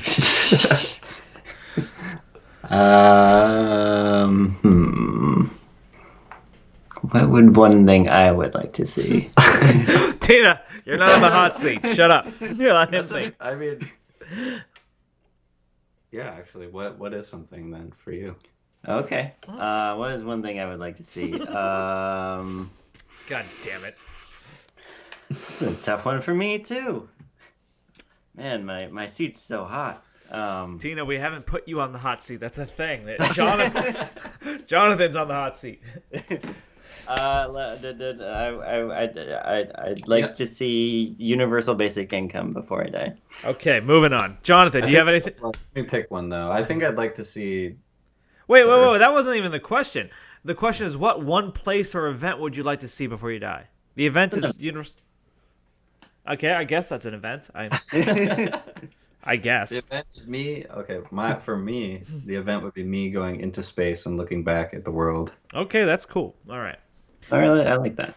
All right. If Yeah, some movies, but is it real? Flat I Earth. heard space Flat has Earth, man. a specific smell. This kind of smells like gunpowder. All right. If reincarnation exists, what would you like to come back as? A phoenix. Okay. If heaven So I could die again and be reborn. if heaven exists, what would you want the first thing said to you to be when you arrive at the pearly gates? All you can eat. All right, last question. Are you left-handed or right-handed? Right-handed. All right, that's amazing. Jonathan, you beat the hot seat. All right. Oh Lord. Yeah, All that right. last question. It was we were trying to come up with things we should tell each other in our first episode, and the only thing I could think of asking Karen was he right-handed or left-handed? That was our intro to YouTube. Was we were interviewing each other, and that was the question he asked me. Actually, Yeah. the first time Marty told me about this podcast, I was like, "Oh, what is it?" And I think he showed me the first episode, and I remember that part. Yeah. That was the best part. It made me laugh because we're trying to introduce ourselves to the web, and that's the first thing he comes up with. God damn it. I guess it's good to know. I guess. All right. All right. We're about 2 hours in. Is there anything else you guys would like to say before we conclude? Because I feel pretty good. Yeah, I think this was fun. I think if you guys had your own sort of studio where it could be a bit more interactive, and like you're saying, we could share clips, watch things together, go over content, I think that could add something to this. Yeah. Certainly clips would be a game changer. And perhaps I could do some homework and bring some stuff with me. Well, John, I mean, like, you're always welcome, I mean, as a third host, because that's, I mean, brings a whole nother voice to the whole discussion. And once again, I have an area designated for a studio. Of course, I live in Tacoma. You guys live in Seattle, so it's a bit of a drive. Unincorporated Tacoma. Exactly. But long-term plans, I do want to convert the loft above my garage into kind of a studio space. So, I mean, it's going to... We're in the early stages of this podcast, and I'm enjoying how it's going so far. We actually, Tina, we just added a new subscriber as of last week. Oh! Yeah, we're at 12 now. We're fucking 12. And you did your earlier ones with video too, right? Yeah, but I just didn't like that. First off, it takes too long. My favorite video part is when the camera falls down and we cut out. I don't like the video ones. First off, I don't like putting my face on YouTube. It just feels uncomfortable. And secondly, it takes way too long to edit. Sure, yeah, I can It's get the that. editing. So you guys have done one though in the same room. Oh yeah, Yeah. you.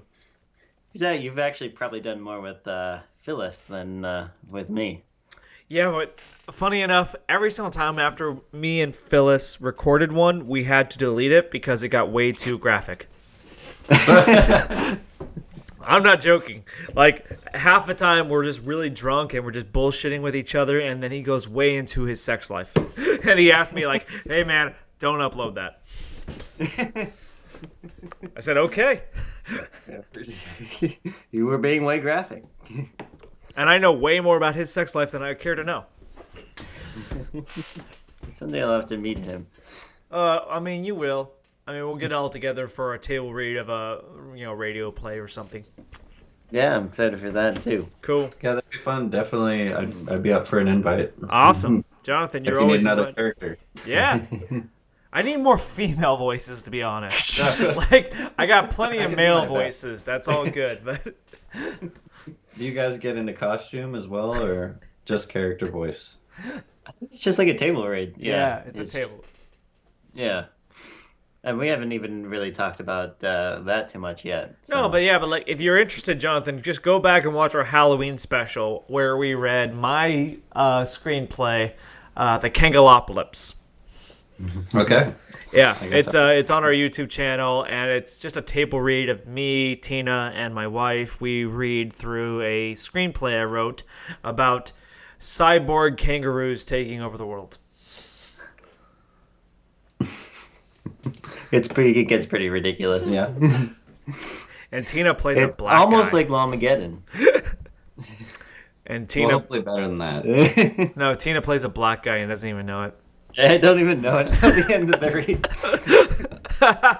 So you don't know anything about your character? No, Yeah. that's the idea of this podcast that I want to get going in the future, a playlist of half-assed productions. People, I just give you a basic synopsis of the story and your character, and you just go with it. You own that, it. That sounds fun. Yeah. All right. Because, I swear to God, I used to just write these sort of stupid screenplays all the time for fun. I think it's definitely something we should continue. Definitely. All right. I'm good. So for Tina and Karen do the tube, I'm Karen. This is Tina. All right. And Lena. Lena. All right. The beautiful Ferrari signing off. Yes. All right. Good night, everyone. Stay safe and stay hydrated.